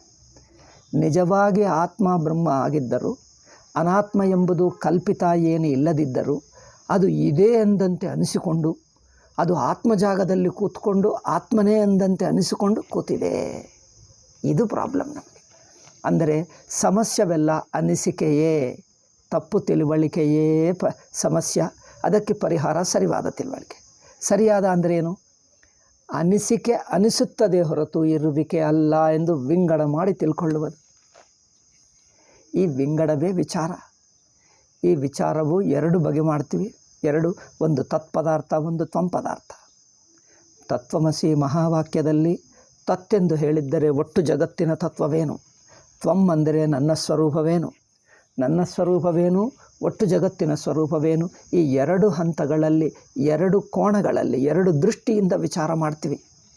ವಿಚಾರ ಮಾಡಿ ಎರಡು ದೃಷ್ಟಿಯಲ್ಲಿ ಇರುವ ತಪ್ಪು ತಿಳುವಳಿಕೆಯನ್ನು ಸರಿ ಮಾಡ್ತೀವಿ. ಅದೇ ವಿಚಾರ. ಆಯಿತಾ? ಇದಕ್ಕೆ ವಿಚಾರ ಮಾಡುವಾಗ ವಿಚಾರ ಅಂದ್ರೇನು? ವಿಚಾರ ಅಂದ್ರೇನು? ಗಮನಿಸುವುದು. ಅಬ್ಸರ್ವಿಂಗ್ ಇಸ್ ವಿಚಾರ. ಗಮನಿಸಿದ್ದರೆ ಅನಿಸಿದ್ದು ಒಂದು, ನಿಜವಾಗಿದ್ದದ್ದು ಒಂದು, ವ್ಯತ್ಯಾಸ ಗೊತ್ತಾಗ್ತದೆ. ನಿಜವಾಗಿರುವುದು ಒಂದು, ಅದರಂತೆ ಅನಿಸುವುದು ಇನ್ನೊಂದು. ವ್ಯತ್ಯಾಸ ಇದೆಯಾ? ನಿಜವಾದ ಮನುಷ್ಯ ಒಬ್ಬನು, ನಿಜವಾದ ಪೊಲೀಸ್ ಒಬ್ಬನು, ಪೊಲೀಸ್ ಹಾಗೆ ಅನಿಸುವವನು ಇನ್ನೊಬ್ಬನು. ಪೊಲೀಸ್ ಹಾಗೆ ಅನಿಸುವವನೇನು ಹೇಳ್ತಾರೆ? ಬೋಗಸ್ ಪೊಲೀಸ್, ಫೇಕ್ ಪೊಲೀಸ್ ಎಂದು ಹೇಳ್ತೀವಿ. ಅವನು ನಿಜವಾದ ಅಲ್ಲ, ನಕಲಿ ಪೊಲೀಸ್ ಹೇಳ್ತೀವಿ. ನಕಲಿ ಪೊಲೀಸ್ ಆ್ಯಂಡ್ ಪೊಲೀಸ್. ಹಾಗೆ ಆತ್ಮ ಆ್ಯಂಡ್ ನಕಲಿ ಆತ್ಮ. ಮಿಥ್ಯಾತ್ಮ ಅಂದರೇನು? ನಕಲಿ ಆತ್ಮ. ಅನಾತ್ಮ ಅಂದರೇನು? ನಕಲಿ ಆತ್ಮ. ಒಂದು ಅಸಲಿ ಆತ್ಮ, ಒಂದು ನಕಲಿ ಆತ್ಮ, ಅಷ್ಟೇ. ನಕಲಿ ಎಂದು ಏಕೆ? ನಕಲಿ ಆತ್ಮ ಏನು? ಆತ್ಮವೇ. ನಕಲಿ ಆತ್ಮ ಏನು ಹಾಗಿರುತ್ತದಾ ಎಂದು ಪ್ರಶ್ನೆ. ಹೌದು, ನಿಜ. ಆತ್ಮನೇ ಇರುತ್ತದೆ. ಆದರೆ ಆತ್ಮ ಅಲ್ಲದ್ದು ಆತ್ಮ ಅಂದಂತೆ ಅನಿಸಿಕೊಳ್ತಾ ಇದೆಯಲ್ಲ, ಅದು ಅಲ್ಲಿ ನಕಲಿ ಆಯಿತು. ಅದು ಆತ್ಮ ಅಲ್ಲ, ಆತ್ಮ ಹಾಗೆ ಅನಿಸುತ್ತದೆ. ಇದು ನಕಲಿ ಅಲ್ಲದಿದ್ದರೆ ಇನ್ನೇನು? ಮೋಸ. ಇದು ಮೋಸ ಮಾಡ್ತಾ ಇದೆ, ಮೋಸ ಆಗುತ್ತಾ ಇದೆ. ಮೋಸ ಹೋದರೆ ದುಃಖ ಸಂಸಾರ. ಮೋಸ ಹೋಗಿ ದುಃಖವನ್ನು ಸಂಸಾರವನ್ನು ಅನುಭವಿಸ್ತಾ ಇದ್ದೀವಿ. ಈ ಮೋಸವನ್ನು ಬಿಡಿಸಿಕೊಳ್ಳಬೇಕು. ಅಂದ್ರೇನು? ಮೋಸ ಅಂದರೇನು? ಮೋಸದಲ್ಲಿ ಮೋಹ ಇದೆ. ಮೋಹ ಅಂದರೆ ತಪ್ಪು ತಿಳುವಳಿಕೆ. ದುಃಖ ಏಕೆ ಆಗ್ತದೆ? ಮೋಸದಿಂದ. ಮೋಸ ಹೋಗಿದ್ದೇವೆ, ಮೋಸ ಹೋಗುವುದರಿಂದ ದುಃಖ ಉಂಟಾಗ್ತದೆ. ದುಃಖಕ್ಕೆ ಕಾರಣ ಮೋಸ ಹೋಗಿದ್ದೇವೆ. ಮೋಸಕ್ಕೆ ಕಾರಣ ಮೋಹ, ತಪ್ಪು ತಿಳುವಳಿಕೆ ಆಗಿದೆ. ತಪ್ಪು ತಿಳುವಳಿಕೆಯಿಂದ ಮೋಸ ಹೋಗಿದ್ದೀವಿ. ಮೋಸ ಹೋಗಿರುವುದರಿಂದ ದುಃಖ ಉಂಟಾಗ್ತಾ ಇದೆ. ದುಃಖ ಬಿಡಬೇಕಂದ್ರೆ ಮೋಸ ಹೋಗುವುದು ನಿಲ್ಲಬೇಕು. ಮೋಸ ಹೋಗುವುದು ನಿಲ್ಲಬೇಕಂದ್ರೆ ತಪ್ಪು ತಿಳುವಳಿಕೆ ನಿಲ್ಲಬೇಕು. ತಪ್ಪು ತಿಳುವಳಿಕೆ ನಿಲ್ಲಬೇಕಂದ್ರೆ ಯಾವುದು ನಕಲಿಯೋ, ನಕಲಿಯನ್ನು ನಕಲಿ, ಇದು ನಿಜವಾದದ್ದಲ್ಲ ಎಂದು ಗುರುತಿಸುವುದು ಬೇಕು. ಅದು ಹೇಗೆ ಗೊತ್ತಾ? ಅದು ಗುರುತಿಸುವುದು ಒಳ್ಳೆಯದು. ಗುರುತಿಸುವುದು ಹೇಗೆ? ವಿಚಾರ ಮಾಡಿದ್ದರೆ, ಗಮನಿಸಿದ್ದರೆ, ಗಮನವಿಟ್ಟು ಮತ್ತೆ ಮತ್ತೆ ಮತ್ತೆ ಗಮನಿಸ್ತಾ ಇದ್ದರೆ, ಅದು ಶಾಸ್ತ್ರ ಹೇಳಿದ ಪದ್ಧತಿಯಿಂದ ಅನುಭವದಲ್ಲಿ ಅನುಭವಗಳನ್ನೇ ಗಮನಿಸಬೇಕು. ಅಲ್ಲಿ ನಕಲಿ ಆತ್ಮ ಯಾರು, ನಿಜವಾದ ನಾನು ಯಾರು, ನಿಜವಾದ ನನ್ನ ಆತ್ಮ ಯಾರು, ನಾನು ಆತ್ಮ ಅಂದ್ಕೊಂಡು ಬಿಟ್ಟೆ, ಅದು ಅಲ್ಲ ನಿಜವಾಗಿ ನಕಲಿ ಅವನ ಫೆಲ್ಲೋ. ಯಾರು? ದೇಹವು ನಕಲಿ, ಇಂದ್ರಿಯಗಳು ನಕಲಿ, ಮನಸ್ಸು ನಕಲಿ. ನಕಲಿ ಅಂದರೆ ದೇಹವಿಲ್ಲ ಎಂದಲ್ಲ, ದೇಹವನ್ನು ಆತ್ಮ ಎಂದು ತಿಳ್ಕೊಳ್ಳುವುದು ನಕಲಿ, ಇಂದ್ರಿಯಗಳನ್ನು ಆತ್ಮ ಎಂದು ತಿಳ್ಕೊಳ್ಳುವುದು ನಕಲಿ, ಮನಸ್ಸನ್ನು ಆತ್ಮ ಎಂದು ತಿಳ್ಕೊಳ್ಳುವುದು ನಕಲಿ, ಅಹಂಬುದ್ಧಿಯನ್ನು ನಾನು ನಾನು ಎಂಬ ವೃತ್ತಿಯನ್ನು ಆತ್ಮ ಎಂದು ತಿಳ್ಕೊಳ್ಳುವುದು ನಕಲಿ. ಏಕೆ? ಅದು ಆತ್ಮ ಅಲ್ಲ, ಆತ್ಮ ಹಾಗೆ ತೋರ್ತಾ ಇದೆ ಅಲ್ಲಿ. ಇದು ಆತ್ಮ ಹಾಗೆ ತೋರುವಾಗ ನಿಜವಾದ ಆತ್ಮ, ತೋರುವ ಆತ್ಮ ಎರಡು ಒಟ್ಟಾಗಿ ನಮಗೆ ಆತ್ಮನೇ ಅನಿಸುತ್ತದೆ. ನಮಗೇನು ಚೆನ್ನಾಗಿದೆ ಅಲ್ಲ, ಗೊತ್ತಿದೆ ನನಗೆ, ಆತ್ಮ ಆಯ್ತಲ್ಲ, ಗೊತ್ತಾಯಿತು ಎಂದು ಹೇಳ್ತೀವಿ. ಲೌಕಿಕರು ಏನು ಹೇಳ್ತಾರೆ? ಆತ್ಮ ಅಂದರೆ ನನಗೆ ಗೊತ್ತು ಅಂದರೆ ಏನು? ಆತ್ಮ ಎಂದು ಅನಿಸುವ ಆತ್ಮ, ನಿಜವಾಗಿರುವ ಆತ್ಮ, ಎರಡಕ್ಕೆ ವ್ಯತ್ಯಾಸನೇ ಗೊತ್ತಾಗಲ್ಲ. ಒಂದೇ ಆತ್ಮ ಅಂದ್ಕೊಂಡು ಬಿಟ್ಟ, ಅವನಿಗೆ ಗೊತ್ತೇ ಆಗ್ತಾ ಇಲ್ಲ. ವಿಚಾರ ಮಾಡಪ್ಪ ಅಂದರೆ ಏಕೆ? ಆತ್ಮ ಗೊತ್ತಲ್ಲ, ಆತ್ಮ ಗೊತ್ತಾಯ್ತಲ್ಲ, ಆತ್ಮ ಅಂದರೆ ನಾನು ಗೊತ್ತೇ, ನಾನೇ ಆತ್ಮ ಅಲ್ಲ. ಅಯ್ಯೋ, ನಾನು ಆತ್ಮ ಅಲ್ಲವಾ? ಹೌದು, ನಾನು ಬುದ್ಧಿ ಆತ್ಮ ಅಲ್ಲ. మరి ಆತ್ಮ ಇನ್ನೂ ಹೇಗಿರುತ್ತದೆ? ಹಾಗೆ ಪ್ರಶ್ನೆ ಮಾಡಿ ಹೇಳ್ತೀನಿ. ಆತ್ಮ ಹೇಗಿರುತ್ತದೆ? ನಾನು ಬುದ್ಧಿಯನ್ನು ದಾಟಿ, ನಾನು ಬುದ್ಧಿಗೆ ಸಿಗದೆ ಅಷ್ಟು ಹತ್ತಿರವಾಗಿರುತ್ತದೆ, ನಮ್ಮ ಅನುಭವವಾಗಿರುತ್ತದೆ. ಆದರೆ ನಾನೆಂಬ ಅನಿಸಿಕೆ ಇಲ್ಲ, ಇಂದ್ರಿಯ ಅನಿಸಿಕೆ ಇಲ್ಲ, ಮನಸ್ಸು ಅನಿಸಿಕೆ ಇಲ್ಲ, ಹಾಗಿದ್ದೇನೆ ಹೀಗಿದ್ದೇನೆ ಅಷ್ಟು ಇಷ್ಟು ಎಂದು ಯಾವ ಬಗೆಯಾದ ಅನಿಸಿಕೆಗೆ ಸಿಗಲ್ಲ, ಇರುವುದು ಮಾತ್ರ ಇರುತ್ತದೆ. ಇದು ಯಾರೂ ಹೇಳಲಿಲ್ಲ ನಮಗೆ, ಅದಕ್ಕೋಸ್ಕರನೇ ನಾವು ಬಂದು ವೇದಾಂತ ಬಂದು ಹೇಳ್ತಾ ಇದ್ದೀವಿ. ಇಲ್ಲದಿದ್ದರೆ ಏಕೆ? ನಿಮಗೆ ಮೊದಲೇ ಗೊತ್ತಿದ್ದರೆ ನೀವು ಬರಬೇಕಾಗಿಲ್ಲ, ನಾನು ಹೇಳಬೇಕಾಗಿಲ್ಲ. ಇದು ನಮಗೆ ಗೊತ್ತಿಲ್ಲ, ಹೌದು ಗೊತ್ತಿಲ್ಲ, ಅದೇ ಕಲಿಯಬೇಕು. ಇದಕ್ಕೆ ತತ್ಪದಾರ್ಥ ವಿವೇಕ, ತ್ವಂಪದಾರ್ಥ ವಿವೇಕ ಎಂದು ಹೇಳಿದ್ದೇವೆ. ಅಬ್ಬ, ವಿವೇಕ ಅಂದ್ರೇನು? ವಿಂಗಡವನ್ನು ವಿಂಗಡ ಮಾಡುವುದಲ್ಲ, ವಿಂಗಡ ಇದೆ ಎಂದು ತಿಳ್ಕೊಳ್ಳುವುದು. ಇದು ತಿಳುವಳಿಕೆಯಲ್ಲಿ ವಿಂಗಡ, ಕ್ರಿಯಾರೂಪ ವಿಂಗಡ ಅಲ್ಲ. ಕೈಯಿಂದ ತಳ್ಳಿ ಪಕ್ಕಕ್ಕಿಟ್ಟುವ ವಿಂಗಡ ಅಲ್ಲ, ಕ್ರಿಯದಿಂದ ವಿಂಗಡ ಅಲ್ಲ. ಅವಗತಿಯಲ್ಲಿ, ಅರಿವಿನಲ್ಲಿ ವಿಂಗಡ, ತಿಳುವಳಿಕೆಯಲ್ಲಿ ವಿಂಗಡ. ಅದಕ್ಕೋಸ್ಕರ ಜ್ಞಾನ ತಿಳ್ಕೊಳ್ಳುವುದಲ್ಲಿ ವಿಂಗಡ ಮಾಡಬೇಕು. ಏಕೆ ಅಂದರೆ ತಿಳ್ಕೊಳ್ಳುವುದಲ್ಲೇ ತಪ್ಪಾಯಿತು, ತಿಳ್ಕೊಳ್ಳುವುದಲ್ಲಿ ತಪ್ಪಾಗಿ ತಿಳ್ಕೊಂಡಿದ್ದೇವೆ, ತಿಳ್ಕೊಳ್ಳುವುದಲ್ಲೇ ಸರಿಯಾಗಿ ತಿಳ್ಕೊಳ್ತೀವಿ. ಅಂದರೆ ಜ್ಞಾನವು ತಪ್ಪಾಗಿ ಬಿಟ್ಟರೆ ಸರಿಯಾದ ಜ್ಞಾನ ಅಷ್ಟೇ. ಅಂದರೆ ಅನಾತ್ಮ ಯಾವುದು, ನಿಜವಾದ ಆತ್ಮ ಯಾವುದು, ಅದು ವ್ಯತ್ಯಾಸ ಗಮನಿಸ್ತಾ ಇರಬೇಕು. ಗಮನ ಗಮನ ಗಮನ ಗಮನವೇ ಆಗುತ್ತಾ ಇಲ್ಲ. ಜನರಿಗೆ ಅಂತರ್ಮುಖತ ಅಂದ್ರೇನು? ಗಮನಿಸುವ ಯೋಗ್ಯತೆ ಬಂದರೆ ಅಂತರ್ಮುಖತ, ಅಂತಃಕರಣ ಶುದ್ಧಿ, ವೈರಾಗ್ಯ ಇದೆಲ್ಲ ಏಕೆ? ಗಮನಿಸುವ ಯೋಗ್ಯತೆ ಮನಸ್ಸಿಗೆ ಬರುತ್ತದೆ. ಇಲ್ಲದಿದ್ದರೆ ಗಮನಕ್ಕೆ ಸಿಗುವುದೇ ಇಲ್ಲ, ಎಲ್ಲ ಒಂದೇ ಗೊಂದಲ ಆಗಿಬಿಡ್ತದೆ, ಎಲ್ಲ ಒಂದೇ ಒಂದು ಅನಿಸುತ್ತದೆ. ಅವರು ಹೇಳ್ತಾರೆ ಆತ್ಮ ಬೇರೆ ಬೇರೆ, ದೇಹ ಬೇರೆ ಹೇಳ್ತಾರೆ. ಹೇಗೆ? ಆ ದೇಹವೇ ಆತ್ಮ ಅಲ್ಲವೇ? ದೇಹವು ನಾನಲ್ಲ ಎಂದು ಅನಿಸುವುದೇ ಇಲ್ಲ ನಮಗೆ. ಇಂದ್ರಿಯವು ನಾನಲ್ಲವಾ, ಮನಸ್ಸು ನಾನಲ್ಲ. ಸುಮ್ಮನೆ ಹೇಳುವುದಕ್ಕೆ ಚೆನ್ನಾಗಿದೆ, ಅನುಭವದಲ್ಲಿ ಆತ್ಮ ಬಿಟ್ಟು ಇಲ್ಲವೇ, ಅಂತಃಕರಣ ಬಿಟ್ಟು ನಾವಿಲ್ಲವೇ ಇಲ್ಲ, ಮನಸ್ಸು ಬಿಟ್ಟು ನಾವಿಲ್ಲ, ಇಂದ್ರಿಯಗಳು ಬಿಟ್ಟು ನಾನಿಲ್ಲ, ದೇಹ ಬಿಟ್ಟು ನಾನಿಲ್ಲ. ನೀವೇನೋ ಅಲ್ಲ ಅಲ್ಲ ಹೇಳ್ತೀರಿ, ಆಯಿತು ಗುರುಗಳು ಹೇಳ್ತಾ ಇದ್ದಾರೆ ಒಪ್ಕೊಳ್ಳೋಣ, ಆಯಿತು ಅವ್ರಿಗೋಸ್ಕರ. ಇಲ್ಲದಿದ್ದರೆ ಗುರುಗಳು ಬೇಜಾರು ಮಾಡ್ಕೊಳ್ತಾರೆ ಪಾಪ, ಅವರಿಗೋಸ್ಕರ ಆಗಲಿ, ಒಪ್ಕೊಂಡಿದ್ದೀವಿ ಗುರುಗಳೇ, ನಿಮ್ಮನ್ನು ಸಂತೋಷಗೊಳಿಸುತ್ತೇವೆ, ಆಯಿತು ಏನು. ಗುರುಗಳಿಗೆ ಸಂತೋಷ ಏನಪ್ಪ, ನಿಮಗೇನಾಗಬೇಕು? ಇನ್ನೊಬ್ಬರ ತೃಪ್ತಿಗೋಸ್ಕರ ಒಪ್ಪಿಕೊಳ್ಳುವುದಲ್ಲ ದಾಕ್ಷಿಣ್ಯದಿಂದ. ಅಂದರೆ ನೀವು ಹೇಳಿದ್ದೀರಿ ದೇಹ ಬೇರೆನಾ, ದೇಹ ನಾನಲ್ಲವಾ? ಅದು ಹೇಗೆ? ದೇಹ ನಾನಲ್ಲ ಅಂದರೆ ಹೇಗೆ? ಇಂದ್ರಿಯ ನಾನಲ್ಲವ, ಮನಸ್ಸು ನಾನಲ್ವ, ಅದು ಹೇಗೆ? ಇದಾಗ್ತದೆ. ಅಂದರೆ ಗಮನಕ್ಕೆ ಸಿಗ್ತಾನೇ ಇಲ್ಲ, ಜಾರಿ ಜಾರಿ ಹೋಗ್ತಾ ಇದೆ. ಅಂದರೆ ಗಮನಿಸುವ ಮನಸ್ಸು ಸೂಕ್ಷ್ಮವಾಗಬೇಕು, ಶುದ್ಧವಾಗಬೇಕು, ಸಾತ್ವಿಕವಾಗಬೇಕು. ಅಟೆನ್ಷನ್ ಇಟ್ಟರೆ ಸ್ವಲ್ಪ ಗೊತ್ತಾಗ್ತಾ ಇದೆ, ಇದೇನೋ ದೇಹದ ಗುಣಗಳಿವೆ, ದೇಹದ ಗುಣಗಳು ಅರಿವಿಗೂ ಗೊತ್ತಾಗ್ತಾ ಇದೆ. ಅರಿವು ಬೇರೆ, ದೇಹ ಬೇರೆ, ಆಯಿತಾ? ಅಂದರೆ ದೇಹವು ಅರಿವಿಗೂ ಗೊತ್ತಾಗ್ತಾ ಇದೆ, ದೇಹವು ಹಾಗಿದೆ ಹೀಗಿದೆ ಅಷ್ಟಿದೆ ಇಷ್ಟಿದೆ ಅನಿಸುತ್ತಾ ಇದೆ ನೋಡಿ. ಆ ಅನಿಸಿಕೆ ಎಲ್ಲಿ ಗೊತ್ತಾಯಿತು ನಿನಗೆ? ದೇಹವು ಅನಿಸಿಕೆ, ಒಂದು ಅರಿವಿನಲ್ಲಿ ಗೊತ್ತಾಗ್ತಾ ಇದೆ. ಅರಿವೇ ಆತ್ಮ, ಅರಿವಿನಲ್ಲಿ ಅನಿಸುವುದು ಅನಾತ್ಮ. మరి ಅರಿವಿಕೆ ತೋರುವುದನ್ನು ಅರಿವಾಗಿ ಏಕೆ ಇಟ್ಕೊಂಡಿದ್ದಿ? ಓ, ಇದು ತಪ್ಪೆ, ಇದು ದೊಡ್ಡ ತಪ್ಪೆ. ದೇಹವು ಮಿಕ್ಕ ಪ್ರಪಂಚ ಹಾಗೆ ನೋಡಿ ಗೋಡೆ ಕಂಡು ಬರ್ತಾ ಇರುವ ಹಾಗೆ ದೇಹ ಕಂಡು ಬರ್ತಾ ಇದೆ. ಗೋಡೆ, ಪುಸ್ತಕ, ಮರ, ಗಿಡಗಳು, ಮಿಕ್ಕ ಪ್ರಪಂಚ ಹೇಗೆ ಕಂಡು ಬರ್ತಾ ಇದೆಯೋ ದೇಹವು ಹಾಗೆಯೇ ಕಂಡು ಬರ್ತಾ ಇದೆ. ಅಂದರೆ ದೇಹಕ್ಕೆ ಮಿಕ್ಕ ಪ್ರಪಂಚಕ್ಕೆ ವ್ಯತ್ಯಾಸವಿಲ್ಲ. ಮಿಕ್ಕ ಪ್ರಪಂಚವು ನಾನು ಎಂದು ಹೇಳ್ತೇವೆ. ಗೋಡೆ ನೋಡಿಕೊಂಡ್ರೆ ಇದು ನಾನು ಗೋಡೆ ಎಂದು. ನಿನ್ನ ಹೆಸರೇನಪ್ಪ ಅಂದರೆ ಗೋಡೆ ಎಂದು. ನಿನ್ನ ಹೆಸರು ಗೋಡೆ ಇದೆಯಾ? ಏನೋ ಕೆಲವರದಿರುತ್ತದೆ. ಒಬ್ಬರು ಸುಮ್ಮನೆ ಹಾಸ್ಯಕ್ಕೋಸ್ಕರ ಹೇಳ್ತಾ ಇದ್ದೀನಿ, ಬೇಜಾರು ಮಾಡಿಕೊಳ್ಳಬೇಡಿ. ಅದು ತಮಿಳ್ನಾಡಿನಲ್ಲಿ ಒಬ್ಬರಿದ್ದಾರೆ, ಗೋಡಾ ವೆಂಕಟಶಾಸ್ತ್ರಿ, ಗೋಡಾ ಸುಬ್ರಹ್ಮಣ್ಯ ಶಾಸ್ತ್ರಿ, ಗೋಡಾ ಇನ್ನೇನೋ ಶಾಸ್ತ್ರಿ ಇಂಥವರಿದ್ದಾರೆ. ಅವರ ಹೆಸರಿನಲ್ಲೇ ಗೋಡ. ತೆಲುಗಿನಲ್ಲಿ ಗೋಡ ಅಂದರೆ ಗೋಡೆ, ಕನ್ನಡದಲ್ಲಿ ಗೋಡೆ ಹೇಳ್ತಿರಲ್ಲ, ತೆಲುಗಿನಲ್ಲಿ ಗೋಡ ಅಂದರೆ ಗೋಡೆ ಎಂದರ್ಥ. ಅವರ ಹೆಸರೇ ಗೋಡ. ಅದು ಹೇಗೆ ಬಂತೋ ಗೊತ್ತಿಲ್ಲ, ಅವರು ಏನೋ ಆಗಿರಬಹುದು.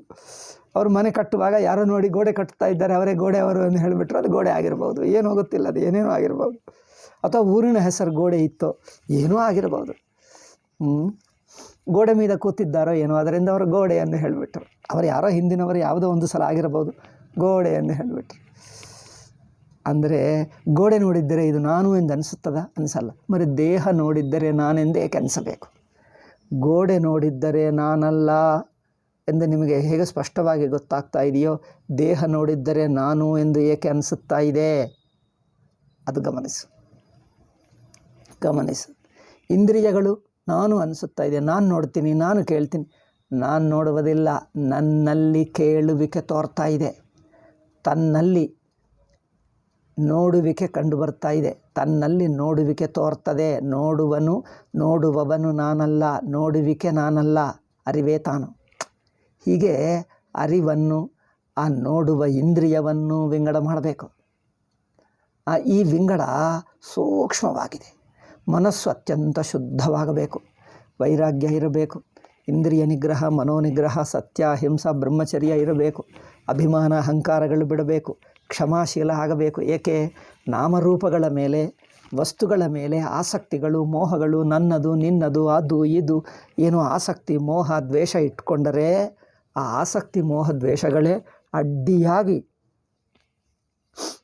ಮನಸ್ಸನ್ನು ಸಾತ್ವಿಕವಾಗುವುದಕ್ಕೆ ಬಿಡಲ್ಲ, ವಿಚಾರ ಮಾಡುವುದಕ್ಕೆ ಬಿಡಲ್ಲ. ವಿಚಾರ ಅಂದರೆ ಗಮನ ಮಾಡುವುದಕ್ಕೆ ಬಿಡಲ್ಲ. ಗಮನ ಮಾಡ್ತಾ ಇದ್ದರೂ ಜಾರಿ ಮತ್ತೆ ದೇಹೇಂದ್ರಿಯಗಳೇ ಕಂಡು ಬರ್ತವೆ. ಇದೇ ಆತ್ಮ ಎಂದು ಕಂಡು ಬರ್ತವೆ, ವ್ಯತ್ಯಾಸ ಗೊತ್ತಾಗಲ್ಲ. ಅದರಿಂದ ಮನಸ್ಸು ಶುದ್ಧವಾಗಿರಬೇಕು, ಸ್ವಲ್ಪ ಅಭಿಮಾನ ಕಮ್ಮಿಯಾಗಿರಬೇಕು. ಆವಾಗ ಶಾಸ್ತ್ರ ಹೇಳಿದ್ದು ಅನುಭವ ಹಿಡ್ಕೊ. ನಾನು ಎಂಬ ಅನುಭವವನ್ನು ಹಿಡ್ಕೊ. ತಾನು ಎಂಬ ಅನುಭವದಲ್ಲಿ ನಿಜವಾದ ನಾನು ಯಾವುದು, ಅನಿಸುತ್ತಿರುವ ನಾನು ಯಾವುದು, ಈ ಎರಡೂ ಅನುಭವವೇ. ನಾನು ನಿಜವಾದ ನಾನೆಂಬುದು ಒಂದು ಅನುಭವ, ಅನಿಸುತ್ತಿರುವುದು ಇನ್ನೊಂದು ಅನುಭವ. ಈ ಅನುಭವದಲ್ಲೇ ಹಿಡ್ಕೊಂಡು ಅನುಭವವನ್ನೇ ಗಮನಿಸುತ್ತಾ ಶಾಸ್ತ್ರ ಹೇಳುವ ಉಪದೇಶ ಅದನ್ನೇ ಗಮನಿಸು. ನಾನು ಅಲ್ಲದ್ದು ಯಾವುದೋ ಗೊತ್ತಾಗ್ತದೆ. ತಾನಾಗಿದ್ದು ತಾನೇ ಇದೆ, ನೀವೇನು ಮಾಡಬೇಕಾಗಿಲ್ಲ, ತಾನಿದೆ. మరి ನಾನು ಅಲ್ಲದ್ದು ಅನಿಸಿಕೆ ಮೂಲಕ ಆತ್ಮಕ್ಕೂ ಅನಿಸಿಕೆ ಮೂಲಕ ದೇಹವು ಆತ್ಮದಲ್ಲಿ ಸೇರಿಕೊಂಡಂತೆ ಅನಿಸುತ್ತದೆ, ಆತ್ಮ ಆಯಿತೆಂದು ಅನಿಸುತ್ತದೆ. ಇಂದ್ರಿಯಗಳು ಆತ್ಮ ಆಯಿಸೆಂದು ಅಂದರೆ ಆತ್ಮದ ರೂಪ ತಾಳಿ ಆತ್ಮನೇ ಎಂದಂತೆ ಅನಿಸಿಬಿಡುತ್ತದೆ. ಆ ಅನಿಸಿಕೆ ಮೋಸ ಆಗ್ತಾ ಇದೆ. ಈ ಮೋಸವನ್ನು ಬಿಡಿಸಿಕೊಳ್ಳಬೇಕು. ಅದಕ್ಕೋಸ್ಕರ ಗಮನ, ನಿಜವಾದ ಸಮಾಧಾನ ಆಗಬೇಕು.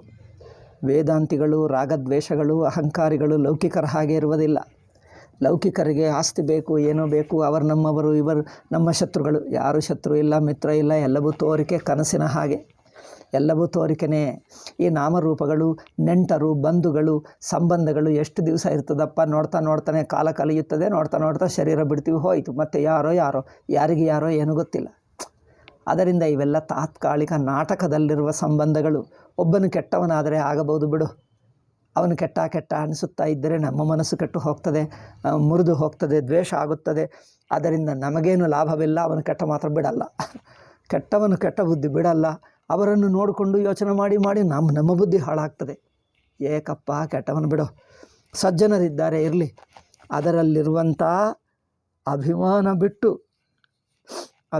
ಬಿಟ್ಟು ನೋಡುವುದೇ ಬೇಕು, ಇದು ಬೇಕು. ಅದರಿಂದ ವಸ್ತುಗಳನ್ನು ಹಗುರವಾಗಿ ತಗೊಳ್ಳಬೇಕೇ ಹೊರತು ಘಟನೆಗಳು, ವಸ್ತುಗಳು, ಕೆಲವರು ಒಳ್ಳೆಯವರು, ಕೆಲವರು ಕೆಟ್ಟವರು, ಕೆಲವರು ಏನೋ ಆಗ್ತಾರೆ, ಕೆಲವರು ಇನ್ನೇನೋ ಮಾಡ್ತಾರೆ, ಆಯಿತು ನಡೆಯಲಿ, ಅದು ನಡೆಯುತ್ತದೆ, ಆಗಲಿ, ಏನಿದೆ, ಅಯ್ಯೋ ಇಷ್ಟು ಕೆಟ್ಟವನನ್ನು ನೋಡಲಿಲ್ಲ, ಹೀಗೆ ಮಾಡ್ತಾರನ್ನು ಅಂದ್ಕೊಂಡಿಲ್ಲ, ಏಕೆ ಅಂದ್ಕೊಂಡಿಲ್ಲ, ಎಷ್ಟು ಕೆಟ್ಟವರಾದರೂ ಇರುತ್ತಾರೆ, ಎಂಥ ಘೋರವಾದರೂ ಇರುತ್ತದೆ, ಎಂಥದಾದರೂ ಇರುತ್ತದೆ ಪ್ರಪಂಚವೇ ಅಂತ. ಸಿಹಿಯಾಗಿ ಮಾತಾಡಿ ನಮ್ಮ ಜೊತೆಗೆ ಇದ್ದು ಸ್ನೇಹಿತರಾಗಿದ್ದರೂ ಮೋಸಗಾರರಾಗಬಹುದು. ಅಯ್ಯೋ ನಮಗೆ ಆಶ್ಚರ್ಯವೇಕೆ, ಬೇಜಾರು ಮಾಡಿಕೊಳ್ಳುವುದೇಕೆ, ಶಾಕ್ ಏಕೆ, ಇದು ನಡೆಯುತ್ತದೆ, ಪ್ರಪಂಚವೇ ಪ್ರಪಂಚ, ಎಲ್ಲ ಬಗೆಯ ಜನರಿರುತ್ತಾರೆ. ಅಂದರೆ ಮನಸ್ಸು, ಪ್ರಪಂಚಗಳು, ಘಟನೆಗಳು, ಇದರಲ್ಲಿ ಆಗುತ್ತಿರುವ ಇವೆಲ್ಲವೂ ಹಗುರವಾಗಿ ತಗೊಂಡರೆ ಅದರ ಮೇಲೆ ಪಕ್ಷಪಾತವಿಲ್ಲ. ವಸ್ತುವನ್ನು ಅತಿಯಾಗಿ ಸೀರಿಯಸ್ ಆಗಿ, ರಾಗವಾಗಲಿ ದ್ವೇಷವಾಗಲಿ, ಇದು ಚೆನ್ನಾಗಿದೆ ಎಂದು ಗಟ್ಟಿಯಾಗಿ ಹಿಡ್ಕೊಳ್ಳಲು, ಅಬ್ಬಾ ಹೀಗೇಕೆ ಇದೆ ಎಂದು ಬೇಜಾರು ಮಾಡಿಕೊಳ್ಳು, ಈ ಎರಡು ಪ್ರತಿಕ್ರಿಯೆ, ನಮ್ಮ ಪ್ರತಿಕ್ರಿಯೆ ಗಟ್ಟಿಯಾಗಿದ್ದರೆ ಆ ವಸ್ತು ಬಂದು ನಮ್ಮ ಮನಸ್ಸಿನಲ್ಲಿ ಕೂತಿರ್ತದೆ. ಘಟನೆಯಾಗಲಿ ವಸ್ತುವಾಗಲಿ ನಮ್ಮ ಮನಸ್ಸಿನಲ್ಲಿ ಕುಳಿತಿರಬಾರದು. ಎಷ್ಟು ಭಯಂಕರ ಘಟನೆವಾದರೂ ಸುಮ್ಮನೆ ಹೀಗೆ ನೋಡಿ ಹೀಗೆ ಬಿಡಬೇಕು. ಟಿ ವಿಯಲ್ಲಿ ತೋರ್ತದೆ, ಬಿಟ್ಟು ಹೋಗ್ತದೆ. ನೀವು ಟಿ ವಿಯಲ್ಲಿ ಏನೇನು ಇಷ್ಟುವರೆಗೂ ನೋಡಿದ್ದರು ಅದೆಲ್ಲ ಟಿ ವಿ ಡಬ್ಬೆಯಲ್ಲಿ ಕೂತಿರ್ತದ ಏನೋ, ತೋರಿತು ಹೋಯಿತು, ಯಾವುದೂ ಇಲ್ಲ, ಉಳಿಯಲ್ಲ. ಕನ್ನಡಿಯಲ್ಲಿ ಪ್ರತಿಬಿಂಬಗಳು ತೋರ್ತವೆ ಹೋಗ್ತವೆ, ಯಾವುದೂ ಉಳಿಯಲ್ಲ. ಅದು ಬೇಕು. ಅಂದರೆ ಸುಮ್ಮನೆ ತೋರ್ತದೆ ಹೋಗ್ತದೆ, ಯಾವುದು ನಿಜವಾಗದೆ ಏಕೆ ಉಳಿಯಲಿಲ್ಲ ಅಂದರೆ ತೋರುವಾಗಲೇ ಇರಲಿಲ್ಲ, ಸುಮ್ಮನೆ ತೋರುವಾಗ ತೋರಿತೇ ಹೊರತು ನಿಜವಾಗಿರಲಿಲ್ಲ. ಅದರಿಂದ ಸುಮ್ಮನೆ ಹೀಗೆ ತೋರ್ತದೆ, ಹೀಗೆ ಹೋಗ್ತದೆ. ಹಾಗೆಯೇ ನಮ್ಮ ಪ್ರಪಂಚ, ದೇಹವೂ ಅಷ್ಟೇ, ದೇಹವೂ ತೋರ್ತಾ ಇದೆ.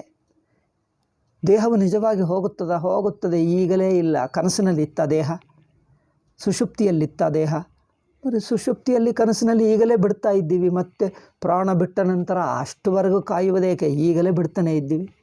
ಯಾವುದೇ ಒಂದು ಕೆಲಸದಲ್ಲಿ ಮುಳುಗಿದ್ದರೆ ದೇಹವನ್ನೇ ಮರೆತು ಹೋಗ್ತೀವಿ. ಯಾವುದೇ ಪುಸ್ತಕ ಓದುತ್ತಾ ಇದ್ದರೆ, ಟಿ ವಿ ನೋಡ್ತಾ ಇದ್ದರೆ ನಮ್ಮ ದೇಹವನ್ನೇ ಮರೆತು ಹೋಗ್ತೀವಿ. ಮರೆತು ಹೋಗಲ್ಲವ? ಅಂದರೆ ಮರೆತು ಹೋಗ್ತಾ ಇದ್ದೀವಿ ಅಂದರೆ ದೇಹವು ನಮ್ಮ ಅರಿವಿನಿಂದ ಹೊರಗೆ ಹಾಕಿಬಿಟ್ಟಿದ್ದೀವಿ. ದೇಹವನ್ನು ನಮ್ಮ ಅರಿವಿನಿಂದ ಹೊರಗೆ ಹಾಕಿದ್ದೇವೆ. ಅಂದರೆ ಅರಿವಿಗೆ ಪ್ರಜ್ಞೆಗೆ ಗೊತ್ತಾಗುವುದಿಲ್ಲ. ಅಂದರೆ ಇದನ್ನು ಪ್ರಜ್ಞೆಗೆ ಸೇರಿಕೊಂಡಿದ್ದಲ್ಲ. ಪ್ರಜ್ಞೆ ಬಿಡಿಯಾಗಿರುತ್ತದೆ, ದೇಹವು ಪಕ್ಕಕ್ಕೆ ಹೋಗ್ತದೆ. ಅಂದರೆ ಪ್ರಜ್ಞೆಗೂ ಅಂಟುಕೊಳ್ಳಲ್ಲ, ಪ್ರಜ್ಞೆಗೆ ಸಿಕ್ಕಾಕ್ಕೊಳ್ಳಲ್ಲ. ಪ್ರಜ್ಞೆವು ದೇಹವನ್ನು ಬಿಟ್ಟು ಪ್ರಜ್ಞೆ ತಾನಾಗಿರುತ್ತೆ. ದೇಹ ಬೇರೆ, ದೇಹದ ಪ್ರಜ್ಞೆಯಲ್ಲಿ ಪ್ರಜ್ಞೆ ಮಾತ್ರ ಇರಲಿ, ದೇಹ ಬಿಡಿ. ಪ್ರಜ್ಞೆ ಅಂದರೆ ಅರಿವು ಮಾತ್ರ ಇರುತ್ತದೆ. ಆ ಅರಿವು ದೇಹದೋ ಯಾವುದಾದರೆ ನಮಗೇಕೆ ಬಿಡು, ಸುಮ್ಮನೆ ಅರಿವಿರಲಿ. ಆ ಅರಿವು ದೇಹದ ಅರಿವು, ಆ ದೇಹವನ್ನು ಅಂಟಿಸುವುದು ಬೇಡ, ಅರಿವಿರಲಿ. ಅಂದರೆ ನಾನು ಹಾಗಿದ್ದೇನೆ, ಹೀಗಿದ್ದೇನೆ, ಇದೆಲ್ಲ ಬಿಡು, ಇದ್ದೇನೆ ಒಂದೇ ಸಾಕು. ಹೇಗಿದ್ದೇನೆ ಎನ್ನುವುದೆಲ್ಲ ಕಲ್ಪಿತ, ಅದು ಅನಾತ್ಮ. ನಾನು ಹಾಗಿದ್ದೇನೆ, ಹೀಗಿದ್ದೇನೆ, ಅಷ್ಟಿದ್ದೇನೆ, ಇಷ್ಟಿದ್ದೇನೆ, ಏನೋ ಮಾಡಿದೆ, ಏನೋ ಮಾಡಲಿಲ್ಲ, ಅದೆಲ್ಲ ಯಾವುದು ಬೇಡ, ಅದೆಲ್ಲ ಅನಾತ್ಮ. ಇದ್ದೇನೆ, ಇರವು, ಸ್ವಯಂ ಸಿದ್ಧ ಇರವು, ತಾನೇ ತಾನು ಅಪ್ರಯತ್ನವಾಗಿದೆ. ಆ ಇರವು ತಾನು ಅಲ್ಲವೇ? ಹಾಗೆ ನೋಡಿ, ಇರವು ಮಾತ್ರ ನೋಡಿ. ಹಾಗಿದ್ದೇನೆ, ಹೀಗಿದ್ದೇನೆ ಬಿಟ್ಟರೆ ದೇಹ ಬಿಡುತ್ತದೆ. ನಾನು ತಿಳ್ಕೊಳ್ತೀನಿ, ನೋಡ್ತೀನಿ, ಕೇಳ್ತೀನಿ ಅಂದರೆ ಅದೆಲ್ಲ ಇಂದ್ರಿಯಗಳ ಮೂಲಕ. ಸ್ಪರ್ಶ, ಮುಟ್ಟುತ್ತಾ ಇದ್ದೀನಿ, ಅರಿವಿಗೆ ಸ್ಪರ್ಶ ಇಲ್ಲ, ಅರಿವಿಗೆ ತಿಳಿಯುವುದಿಲ್ಲ, ಕೇಳುವುದಿಲ್ಲ. ಅರಿವಾಗಿರುತ್ತದೆ. ಎಲ್ಲ ಇಂದ್ರಿಯಗಳ ಹಿಂದೆ ಅರಿವು ಮಾತ್ರ ಇದೆ. ಸುಮ್ಮನೆ ಅರಿವು, ಅಪ್ರಯತ್ನವಾದ ಅರಿವು. ಹೀಗಾದರೆ ಇಂದ್ರಿಯಗಳು ಬಿಡುತ್ತವೆ, ಮನಸ್ಸು ಬಿಡುತ್ತದೆ. ಮನಸ್ಸಂದರೆ ಏನು? ಫೀಲಿಂಗ್ಸ್. ಆ ಫೀಲಿಂಗ್ಗಳೆಲ್ಲ ಅನಾವಶ್ಯಕ. ಎಲ್ಲ ಫೀಲಿಂಗ್ ನೀವು ಮಾಡಿಕೊಂಡ್ರೆ ಬರುತ್ತದೆ, ಬೇಡ ಅಂದರೆ ಬಿಡುತ್ತದೆ. ಏನಿದೆ ಫೀಲಿಂಗ್ಸ್ ಅಷ್ಟೇ. ಈ ಕಾಲದ ಜನರು ಪ್ರೇಮ ಗಿಮ ಹೇಳ್ತಾರಲ್ಲ, ಅದೆಲ್ಲ ಒಂದು ಕೈಂಡ್ ಆಫ್ ಫೀಲಿಂಗೇ, ಮನೋಭಾವನ ಅಷ್ಟೇ. ಭಾವನೂ ಯಾವುದೇ ಒಂದು ವಸ್ತು ಮೇಲೆ, ವ್ಯಕ್ತಿ ಮೇಲೆ ಸ್ವಲ್ಪ ಹೊತ್ತಿರುತ್ತದೆ. ಕೆಲವರಿಗೆ ಇನ್ನೂ ಸ್ವಲ್ಪ ಹೆಚ್ಚಿರುತ್ತದೆ. 3 ತಿಂಗಳು, 6 ತಿಂಗಳು, 1 ವರ್ಷ, 5 ವರ್ಷ, 10 ವರ್ಷ ನಂತರ ಅದರ ಬಿಟ್ಟುಬಿಡ್ತದೆ. ಅಂದರೆ ಎಮೋಷನ್ ಎನ್ನುವುದು ಒಂದು ತಾತ್ಕಾಲಿಕವಾಗಿ ಹಿಡ್ಕೊಳ್ತದೆ, ಬಿಡುತ್ತದೆ ಹೊರತು ಆತ್ಮನೇ ಅಲ್ಲ. ಆತ್ಮ ಆದರೆ ಬಿಡೋಕ್ಕಾಗಲ್ಲ, ಎಂದಿಗೂ ಇರುತ್ತೆ. ನೀವು ಬಿಟ್ಟರು ಅದು ಬಿಡಲ್ಲ. ಇದು ಆತ್ಮ ಅಲ್ಲವೇ ಅಲ್ಲ. ಅದರಿಂದ ತಾತ್ಕಾಲಿಕವಾಗಿರುತ್ತದೆ. ಈ ಮೋಹವನ್ನು ಇಟ್ಕೊಂಡು ಇದು ತಾನು ಎಂದು ತಿಳ್ಕೊಳ್ಳುವುದೇಕೆ? ಮೋಹ ಬಂದಾಗ ಹಗುರವಾಗಿ ತಗೋ, ಅದು ಹೋಗಿಬಿಡ್ತದೆ. ಹಾಗೆ ಬುದ್ಧಿ ಅಷ್ಟೇ. ಈಗ ನಾನು ಎಂಬ ಬುದ್ಧಿ ಸುಷುಪ್ತಿಯಲ್ಲಿಲ್ಲ. ನೋಡಿ, ಸುಷುಪ್ತಿಯಲ್ಲಿ ತಾನು ಹೇಗಿದ್ದೇನೆ? ನಾನೆಂಬ ವೃತ್ತಿ ಇಲ್ಲದೆ ಇದ್ದಾನೆ ಅಲ್ಲವೇ? ತಾನೇ ತಾನು, ಇರುವಿಕೆಯೇ ಇರುವಿಕೆ ಅಷ್ಟೇ. ಏನು ಹೇಗೆ ಎನ್ನುವುದು ಹೆಸರಿಗೆ ಅವಕಾಶವಿಲ್ಲ. ಸುಮ್ಮನೆ ಇರವು ಅಷ್ಟೇ. ಇರುವೇ ಇರುವು, ತಾನೇ ತಾನು, ಇರುವೇ ಇರುವು. ಹೀಗೆ ನೋಡಿದರೆ ಅಹಂವೃತ್ತಿಯು ತಾನಲ್ಲ. ಅಂದರೆ ಅಹಂವೃತ್ತಿ ಇರವನ್ನು ಅಂಟುಕೊಂಡು ಇರವನ್ನು ತನ್ನ ಮೇಲೆ ಹಾಕ್ಕೊಂಡು ತಾನಿದ್ದಂತೆ ತೋರ್ತಾ ಇದೆ. ಅಹಂವೃತ್ತಿ ಇರುವುದಲ್ಲ, ಅಹಂವೃತ್ತಿ ತೋರಿಕೆ. ಇರುವುದು ಆತ್ಮ. ಸಾಕ್ಷಿ ಇರುತ್ತದೆ, ಅಹಂವೃತ್ತಿ ಇರುವುದಿಲ್ಲ. ಅರಿವು ಇರುತ್ತದೆ, ಅಹಂವೃತ್ತಿ ಇರುವುದಿಲ್ಲ. ಅಹಂವೃತ್ತಿ ತೋರ್ತದೆ. ತೋರುವಾಗ ಆತ್ಮನನ್ನು ಹಿಡ್ಕೊಂಡು ನಾನಿದ್ದೇನೆ ಅಂತ ತೋರ್ತದೆ. ನೋಡಿ, ಒಬ್ಬನು ಇನ್ನೊಂದು ವಸ್ತುವನ್ನು ಹಿಡ್ಕೊಳ್ತಾನೆ, ಅದರ ಜೊತೆಗೆ ಬದುಕಿ ಹೋಗ್ತಾನೆ. ಆ ವಸ್ತು ಬಿಟ್ಟರೆ ಮುಳುಗಿ ಹೋಗ್ತಿದ್ದ ನೀರಿನಲ್ಲಿ. ಹಾಗೆ ಈ ಅಹಂಬುದ್ಧಿ ಆತ್ಮನನ್ನು ಹಿಡ್ಕೊಂಡು ಬದುಕುತ್ತದೆ.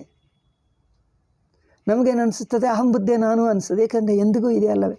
ಅಲ್ಲ, ಅದು ಬಿಡುತ್ತದೆ. ಅಹಂವೃತ್ತಿ ಬಿಡುತ್ತದೆ, ಆತ್ಮ ಮಾತ್ರ ಉಳಿಯುತ್ತದೆ. ಅದು ನೋಡಬೇಕು. ಅದು ಗಮನಿಸ್ತಾ ಇರಬೇಕು.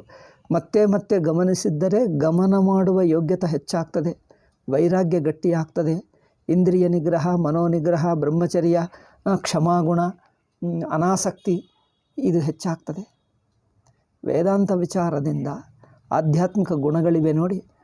ಸ್ಥಿತಪ್ರಜ್ಞ ಲಕ್ಷಣಗಳು, ಭಕ್ತನ ಲಕ್ಷಣಗಳು, ಅಮಾನಿತ್ವ, ಮದಂಬಿತ್ವ, ಅಹಿಂಸಾ, ಕ್ಷಾಂತಿರಾರ್ಜವಂ ಮುಂತಾದ 13ನೇ ಅಧ್ಯಾಯದಲ್ಲಿ ಹೇಳಿರುವ ಲಕ್ಷಣಗಳು, ಇನ್ನೊಂದು 14ನೇ ಅಧ್ಯಾಯದಲ್ಲಿ ಹೇಳಿರುವಂಥ ಅದೇನು ತ್ರಿಗುಣಾತೀತ ಲಕ್ಷಣಗಳು.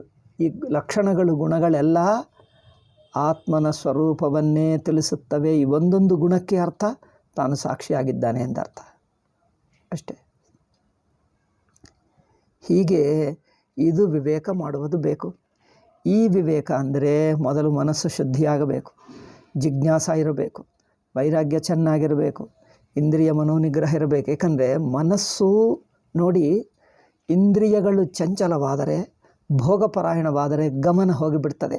ನನಗೆ ಏನೋ ಬೇಕು ತಳ್ಳುತ್ತದೆ. ಆ ತಳ್ಳುವ ಪ್ರೆಷರ್ಗೆ ಒಳಗಾಗಿದ್ದರೆ ವಿಚಾರ ಮಾಡಲ್ಲ. ರಾಗದ್ವೇಷಗಳೆನ್ನುವುದು ಒಂದು ಪ್ರೆಷರ್, ಒಂದು ಒತ್ತಾಯ. ಇಂದ್ರಿಯಗಳನ್ನು ಒತ್ತಾಯ ಮಾಡ್ತದೆ. ಮನಸ್ಸಿನ ಫೀಲಿಂಗ್ಸ್ ಬೇಕು, ಯಾವುದೋ ಫೀಲಿಂಗ್ ಬೇಕು ಅನಿಸುತ್ತದೆ. ಅವೆಲ್ಲ ಬಿಡಬೇಕು ಅಂದರೆ ಅರ್ಥವೇನು? ಆ ಒತ್ತಾಯ ಬಿಡಬೇಕು, ಪ್ರೆಷರ್ಗೆ ಒಳಗಾಗಬೇಡ.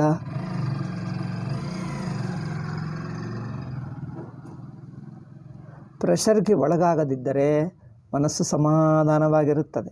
ಇಲ್ಲದಿದ್ದರೆ ಮನಸ್ಸಿನಲ್ಲೇ ಒಂದು ಉದ್ವೇಗ, ಒಂದು ಎಮೋಷನ್ ಹುಟ್ಟಿ ನಮ್ಮನ್ನು ಹಿಂಸೆ ಮಾಡ್ತಾ ಇರುತ್ತದೆ, ಒತ್ತಾಯ ಮಾಡ್ತಾ ಇರುತ್ತದೆ. ಆ ಒತ್ತಾಯಕ್ಕೆ ಒಳಗಾಗದೇ ಇದ್ದರೆ ಮನಸ್ಸು ಹಗುರವಾಗಿರುತ್ತದೆ. ಒತ್ತಾಯನೇ ನಮಗೆ, ಮನಸ್ಸಿನಲ್ಲಿರುವ ರಾಗದ್ವೇಷಗಳೇ ನಮ್ಮ ಮೇಲೆ ಒತ್ತಾಯ ಮಾಡಿದ್ದರೆ ನಮಗೆ ಪ್ರೆಷರ್ ಅನಿಸುತ್ತದೆ. ಅವ್ರ ಪಾಡಿಗೆ ಅವರಿದ್ದರೆ ನಮಗೆ ಒತ್ತಾಯ ಮಾಡಲ್ಲ. ಹಾಗೆ ಇದು ವಿವೇಕದಿಂದ ತಿಳ್ಕೊಳ್ಳಬೇಕು. ಅದರಿಂದ ಇಂದ್ರಿಯ ಮನಸ್ಸುಗಳು ತಾನಲ್ಲ, ಅಂದರೆ ಒತ್ತಾಯ ಇಲ್ಲದೆ ಇರುವ ಮಾತ್ರ ಇದ್ದಾನೆ, ಹಗುರವಾಗಿದ್ದಾನೆ, ತಾನಿದ್ದಾನೆ. ಯಾರಿಂದ ತನಗೆ ಭಯವಿಲ್ಲ. ಇನ್ನೊಬ್ಬರೇನೋ ಮಾಡ್ತಾರೆ ನನಗೂ ಎಂದು ಯಾರೂ ಏನೂ ಮಾಡಲ್ಲ. ಜನ್ಮ ಇಲ್ಲ, ಮರಣ ಇಲ್ಲ. ಹೀಗೆ ಈ ಒತ್ತಾಯವನ್ನು ಬಿಟ್ಟು ಇರುವುದೇ ಮನಸ್ಸು ಶುದ್ಧ. ಸಾಕ್ಷಿಯಾದರೆ, ಸಾತ್ವಿಕವಾದರೆ ಅದು ಅರಿವಾಗಿ ಗಮನಿಸ್ತದೆ, ತಿಳ್ಕೊಳ್ತದೆ. ಸಾತ್ವಿಕಕ್ಕೆ ವೇದಾಂತ ವಿಚಾರ ಕಷ್ಟ ಅನಿಸಲ್ಲ, ಅದು ಇಷ್ಟವಾಗ್ತದೆ. ಪ್ರಸನ್ನವಾಗಿ, ಹಗುರವಾಗಿ ಮನಸ್ಸಿನಿಂದ ಗಮನಿಸ್ತಾ ಇರುತ್ತದೆ. ಗಮನಿಸುವುದು ಒಂದು ಭಾರ ಆಗ್ತಾ ಇದೆ, ಒತ್ತಡ ಅಂದರೆ ರಜೋಗುಣ ಇದೆ. ರಜೋಗುಣ ಅನಿಸುತ್ತಾ ಇದೆ. ಏಕೆ? ರಜೋಗುಣಕ್ಕೆ ಅದು ಬೇಕು, ಇದು ಬೇಕು, ಮನಸ್ಸಲ್ಲಿ ಹೋಗಬೇಕು, ಇಲ್ಲಿ ಹೋಗಬೇಕು ನೋಡ್ತದೆ. ಯಾವುದು ನೋಡಬೇಕಾಗಿಲ್ಲ, ಯಾವುದು ಚಿಂತನೆ ಬೇಡ, ಯಾವುದು ನೋಡಬೇಡ. ಪ್ರಪಂಚ ಎಷ್ಟೋ ಇರುತ್ತದೆ, ಮನುಷ್ಯರು ಎಷ್ಟೋ ಇರುತ್ತಾರೆ. ಈಗ ಇಲ್ಲ, ಹಿಂದೆ ಇದ್ದರು, ಈಗಿರ್ತಾರೆ, ಮುಂದಿನ ತಲೆಮಾರು ಇರ್ತಾರೆ. ಎಷ್ಟೋ ಜನರಿದೆ, ಇವರನ್ನು ನೋಡ್ಲಿಕ್ಕೆ ಹೋಗ್ತೀವೇನು? ಕನಸಿನಲ್ಲಿ ಸುಮ್ಮನೆ ಕಂಡು ಬರ್ತಾರೆ, ಹೋಗ್ತಾರೆ. ಅವರು ಇದ್ದರೇನು, ಇಲ್ಲ ಅವರು ಇದ್ದರೇನು, ಬಿಟ್ಟರೇನು. ನಮಗೆ ಎರಡೂ ಬೇಡ. ಅಂದರೆ ಅರಿವಾಗೇ ಇರು. ಸಾತ್ವಿಕವಾದಾಗ ಮನಸ್ಸು ಇದ್ದನ್ನು ಇದ್ದ ಹಾಗೆ ತಿಳಿಯಲು ಇಚ್ಛಿಸುತ್ತದೆ. ಇಲ್ಲದ್ದನ್ನು ಬೇಕೆಂದು ಆಗ್ರಹ ಮಾಡಲ್ಲ. ಇದ್ದನ್ನು ನಾನು ಹಿಡ್ಕೊಳ್ಳಬೇಕು, ನಾನು ಇಟ್ಕೊಳ್ಳಲೇಬೇಕೆಂದು ಆಗ್ರಹ ಮಾಡಲ್ಲ. ಇದ್ದರೆ ತಾನೇ ಇರುತ್ತದೆ. ಇದ್ದದ್ದು ಹೋಗುವ ಸಮಯ ಬಂದಾಗ ಹೋಗ್ತದೆ, ಹೋಗಲಿ. ಅದು ನಾವು ಬೇಡ ಅಂದರೆ ಏನಂದರೆ ಅದು ಬೇಡ ಅಂದರೆ ಏನು, ಹೋಗದೆ ಇಲ್ಲೇ ಇದ್ದು ಬಿಡಲ್ಲ. ಅದರ ಹೋಗುವ ಸಮಯ ಬಂದರೆ ತಾನೇ ಹೋಗುತ್ತದೆ. ಅದು ಹೋಗುವ ಸಮಯ ಬಂದಿಲ್ಲ ಅಂದರೆ ನೀವು ಎಷ್ಟು ತಳ್ಳಿದರೂ ಹೋಗಲ್ಲ. ಹೋಗುವ ಸಮಯ ಬಂದರೆ ನೀವು ಬೇಡ ಅಂದರೆ ಹೋಗಿಬಿಡ್ತದೆ. ಹೀಗೆ ತನಗೆ ತಾನಿದೆ, ನಾವು ಯಾವುದು ಆಗ್ರಹ ಮಾಡಬೇಕಾಗಿಲ್ಲ. ಹೀಗೆ ನೋಡ್ತಾ ಇದ್ದರೆ ಅನಾತ್ಮ ವ್ಯತ್ಯಾಸ ಗೊತ್ತಾಗ್ತದೆ. ಅನಾತ್ಮ ಅಂದರೆ ವೃತ್ತಿಯಲ್ಲಿ ಅರಿವಿದೆ. ಅರಿವೇ ಕಲ್ಪಿತವಾಗಿ ವೃತ್ತಿಯಾಗಿ ತೋರ್ತಾ ಇದೆ. ನೀರು ಅಲೆ ಹಾಗೆ. ವೃತ್ತಿ ಅಂದರೆ ಅಲೆ, ನೀರೇನು ಸಾಕ್ಷಿ. ನೀರು ಹಾಗಿರುತ್ತದೆ, ಬದಲಾಯಿಸಲ್ಲ. ಎಲ್ಲಿಗೂ ಒಂದೇ ಬಗೆ ಇರುತ್ತದೆ. ವೃತ್ತಿಗಳು ಬದಲಾಯಿಸ್ತವೆ. ಇದು ಗಮನಿಸಿದ್ದರೆ ಬದಲಾಯಿಸುವುದು ಯಾವುದು, ತೋರಿಕೊಂಡು ಹೋಗುವುದು ಯಾವುದು? ಆತ್ಮ ಮಾತ್ರ ಹಾಗೆ ತೋರಿಕೊಂಡು ಹೋಗುವುದು ಬರುವುದಲ್ಲ, ಎಂದಿಗೂ ಇರುವುದೇ. ಸ್ವಯಂ ಪ್ರಕಾಶ. ಅದಕ್ಕೆ ವೃತ್ತಿ ಬೇಕಾಗಿಲ್ಲ. ವೃತ್ತಿ ಇಲ್ಲದಿದ್ದರೂ ಆತ್ಮ ತೋರ್ತದೆ. ವೃತ್ತಿ ಇದ್ದರೆ ಇರಬಹುದು, ಬಟ್ ಆತ್ಮವನ್ನು ಆಶ್ರಯಿಸಿಕೊಂಡೇ ವೃತ್ತಿ ತೋರ್ತದೆ.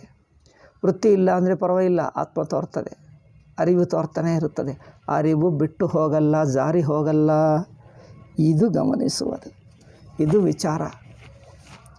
ವಿಚಾರ ಅಂದರೆ ಗಮನ ಏಕೆ?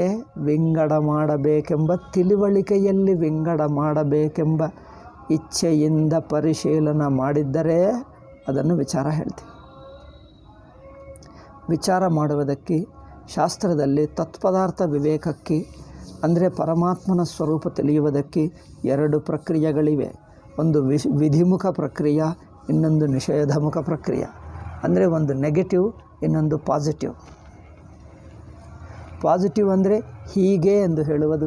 ನೆಗೆಟಿವ್ ಅಂದರೆ ಅಲ್ಲ ಹಾಗಲ್ಲ, ಅಲ್ಲ ಎಂದು ಅದು ಅಲ್ಲ ಎಂದು ಹೇಳುವುದು, ಇದು ಹೌದು ಎಂದು ಹೇಳುವುದು. ಒಂದು ಹೌದು ಪ್ರಕ್ರಿಯೆ, ಒಂದು ಅಲ್ಲ ಪ್ರಕ್ರಿಯೆ. Positive, negative. ಪಾಸಿಟಿವ್ ಅಂದರೆ ಹೌದು, ನೆಗೆಟಿವ್ ಅಂದರೆ ಅಲ್ಲ, ನೇತಿಯನ್ನು.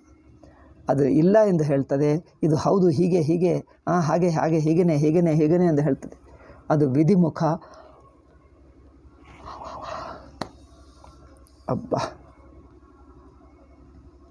ವಿಧಿಮುಖ, ನಿಷೇಧಮುಖ ಎಂದು 2 ಮುಖಗಳಿವೆ. ಟಯರ್ಡ್ 1-2-3 ನಿಮಿಷ ಹೇಳ್ತೀನಿ. ವಿಧಿಮುಖೋಪದೇಶ ವಾಕ್ಯಾನಿ ಪರಿಶೀಲ್ಯಂತೆ.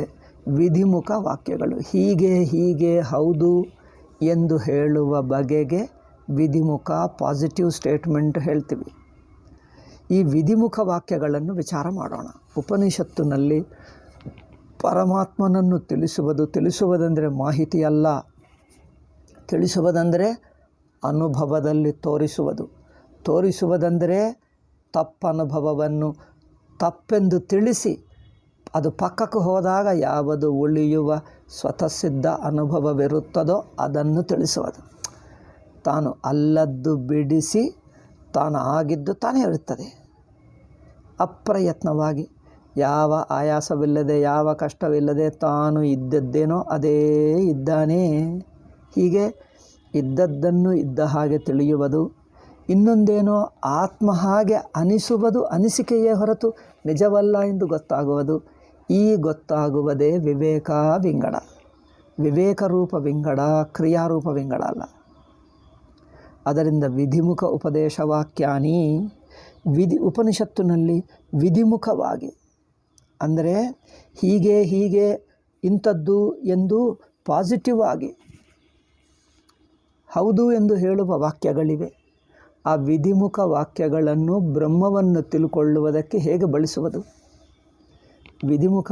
ನಿಷೇಧ ವಾಕ್ಯಗಳು ಸ್ವಲ್ಪ ಹೇಳಿದ್ದಾರೆ, ಮತ್ತೆ ಹೇಳ್ತಾರೆ.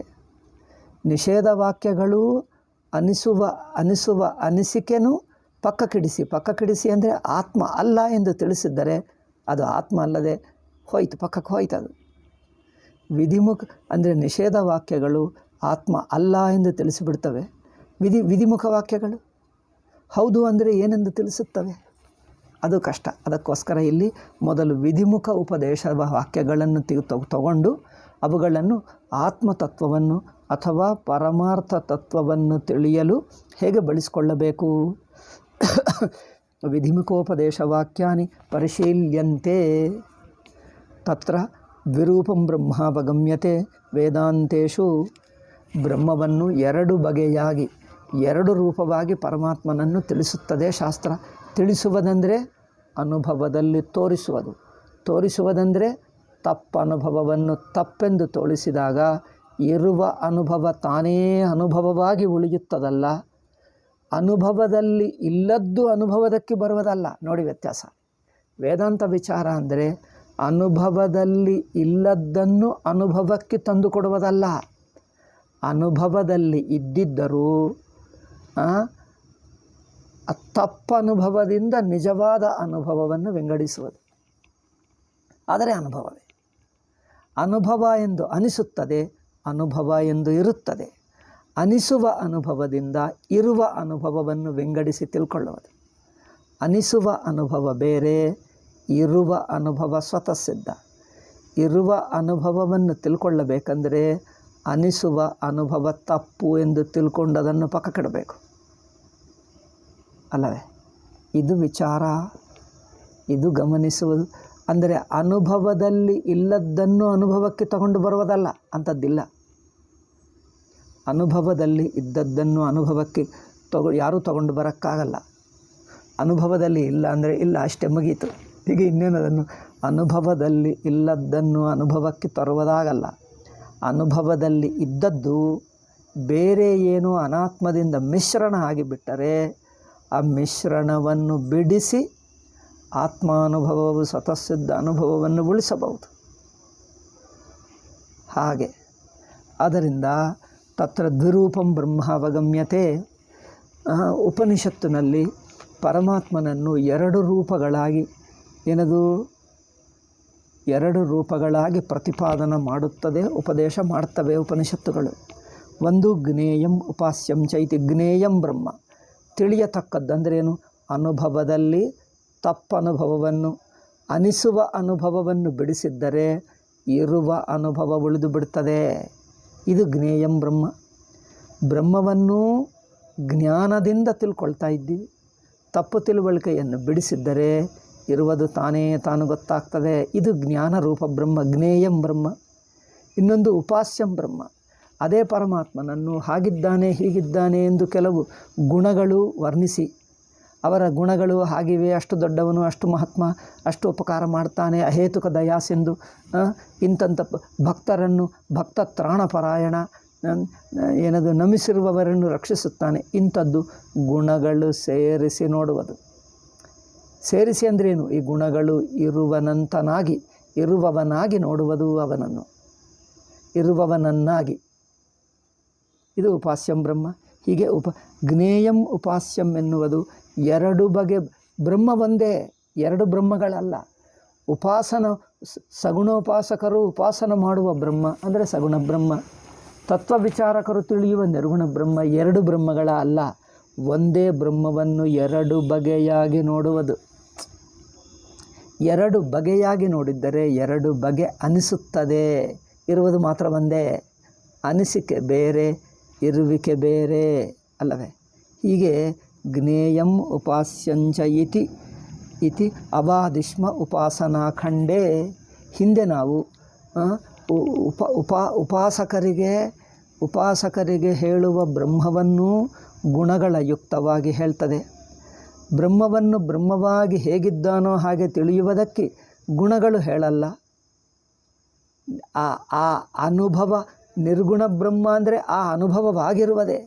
ನೀವು ಆ ಅನುಭವವಾಗಿದ್ದೀಯೇ ಎಂದು ಅನಿಸುವ ಅನುಭವಗಳನ್ನು ಪಕ್ಕಕ್ಕೆ ಹಾಕಿದ್ದರೆ ಇರುವ ಅನುಭವ ತಾನು ಸ್ವತಃಸಿದ್ಧವಾಗಿರುತ್ತದೆ. ಅನುಭವದಲ್ಲಿ ಇಲ್ಲದ್ದನ್ನು ಪಡ್ಕೊಳ್ಳುವುದಲ್ಲ, ಅದು ಉಪಾಸನ.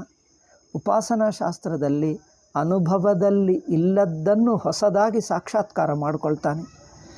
ಇದು ಮಾತ್ರ ಜ್ಞೇಯಂ ಬ್ರಹ್ಮ, ಜ್ಞಾನದಿಂದ ತಿಳಿಯುವ ಬ್ರಹ್ಮ. ಅನುಭವದಲ್ಲಿ ಇಲ್ಲದ್ದಲ್ಲ, ಅನುಭವದಲ್ಲಿ ಇರುವುದೇ ಬೇರೆ ವಿಷಯಗಳ ಜೊತೆಗೆ ಮಿಕ್ಸ್ ಆಗಿಬಿಟ್ಟಿದೆ. ಅದು ಬಿಡಿಸಿದ್ದರೆ ಆತ್ಮಬ್ರಹ್ಮೆ ಅಷ್ಟೇ. ಆದ್ದರಿಂದ ಜ್ಞೇಯಂ ಬ್ರಹ್ಮ ಉಪಾಸ್ಯಂ ಬ್ರಹ್ಮ ಎಂದು ಬ್ರಹ್ಮವನ್ನು ಎರಡು ಬಗೆಯಾಗಿ ಶಾಸ್ತ್ರವು ಪ್ರತಿಪಾದನೆ ಮಾಡುತ್ತದೆ. ಸಾಧಕರು ಹಾಗೆ ತಿಳ್ಕೊಳ್ತಾರೆ.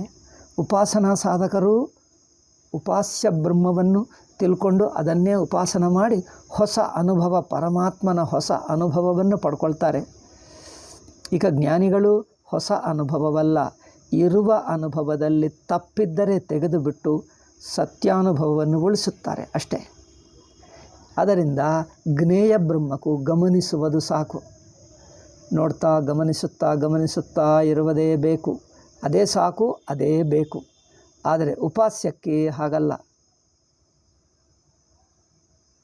ಉಪಾಸ್ಯ ಬ್ರಹ್ಮಕ್ಕೆ ಏನು ಸ್ವತಃ ಸಿದ್ಧವಾಗಿರುವುದಿಲ್ಲ, ಹೊಸ ಅನುಭವ ಬರಬೇಕು.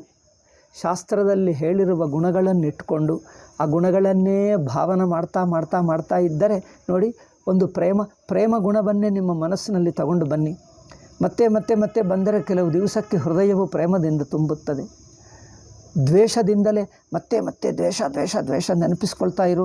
ಅದೇ ಮಾಡ್ತಾ ಇದ್ದರೆ ಕೆಲವು ದಿವಸ, ಕೆಲವು ತಿಂಗಳ ನಂತರ ಈಗ ಮನಸ್ಸಿನಲ್ಲಿ ಅಕಾರಣವಾಗಿ ದ್ವೇಷ ಬರುತ್ತದೆ, ಬೇಡ ಎನ್ನುವುದು ಬರುತ್ತದೆ, ಮನಸ್ಸನ್ನು ಮುರಿದು ಹಾಕಿಬಿಡ್ತದೆ. ಹೀಗೆ ಭಾವನ ಮಾಡುವುದು, ಅದನ್ನೇ ಗಟ್ಟಿಗೊಳಿಸಿ ಕೆಲವು ದಿವಸಕ್ಕೆ ಸ್ಥಿರವಾಗಿ ಅದೇ ಕಂಡು ಬರುವುದು ಶುರುವಾಗ್ತದೆ. ಹೀಗೆ ಭಾವನದಿಂದ ನಮ್ಮಲ್ಲಿ ಇಲ್ಲದ ಉಪಾಸ್ಯ ಬ್ರಹ್ಮದಲ್ಲಿ ನಮ್ಮಲ್ಲಿ ಇಲ್ಲದ ಅನುಭವವನ್ನು, ಹೊಸ ಅನುಭವವನ್ನು ಪಡ್ಕೊಳ್ತೀವಿ. ಹೊಸ ಅನುಭವ ಹುಟ್ಟುಕೊಂಡು ತೋರ್ತದೆ. ಹೊಸ ಅನುಭವ ಸಗುಣ ಬ್ರಹ್ಮೋಪಾಸನದಲ್ಲಿ ನಿಮ್ಮ ಬ್ರಹ್ಮಾನುಭವ ಹುಟ್ಟುಕೊಂಡು ತೋರ್ತದೆ. ನಿರ್ಗುಣ ಬ್ರಹ್ಮದಲ್ಲಿ ಹೊಸದು ಹುಟ್ಟಲ್ಲ. ನಿಮಗೆ ಗೊತ್ತಿಲ್ಲದೆ ಇರುವಾಗಲೂ ನೀನು ಬ್ರಹ್ಮಜ್ಞಾನಿ, ನೀವು ಬ್ರಹ್ಮಸ್ವರೂಪವೇ. ನೀವು ಗೊತ್ತಿಲ್ಲದೆ ಇರುವಾಗಲೂ ಬ್ರಹ್ಮಸ್ವರೂಪವೇ. ಈಗಲೂ ಸುಷುಪ್ತಿಯಲ್ಲಿ, ಸಮಾಧಿಯಲ್ಲಿ, ಅಲ್ಲಲ್ಲಿ ದೇಹೇಂದ್ರಿಯಾದಿಗಳನ್ನು ಬಿಟ್ಟು ತಾನಿದ್ದಾನೆ. ಹಾಗೆ ತನ್ನನ್ನು ಇದರಿಂದ ವಿಂಗಡಿಸಿ ನೋಡುವುದು ಜ್ಞೇಯ ಬ್ರಹ್ಮ. ಹೊಸ ಅನುಭವ ಪಡ್ಕೊಳ್ಳುವುದು ಉಪಾಸ್ಯ ಬ್ರಹ್ಮ. ಹೀಗೆ ಉಪಾಸ್ಯ ಬ್ರಹ್ಮ, ಜ್ಞೇಯ ಬ್ರಹ್ಮ ಎಂದು ಬ್ರಹ್ಮವನ್ನು ಎರಡು ಬಗೆಯಾಗಿ ತೋರಿಸುವುದು ಹಿಂದೆ ಉಪಾಸನಾ ಖಂಡದಲ್ಲಿ ತೋರಿಸಿದ್ದೇವೆ.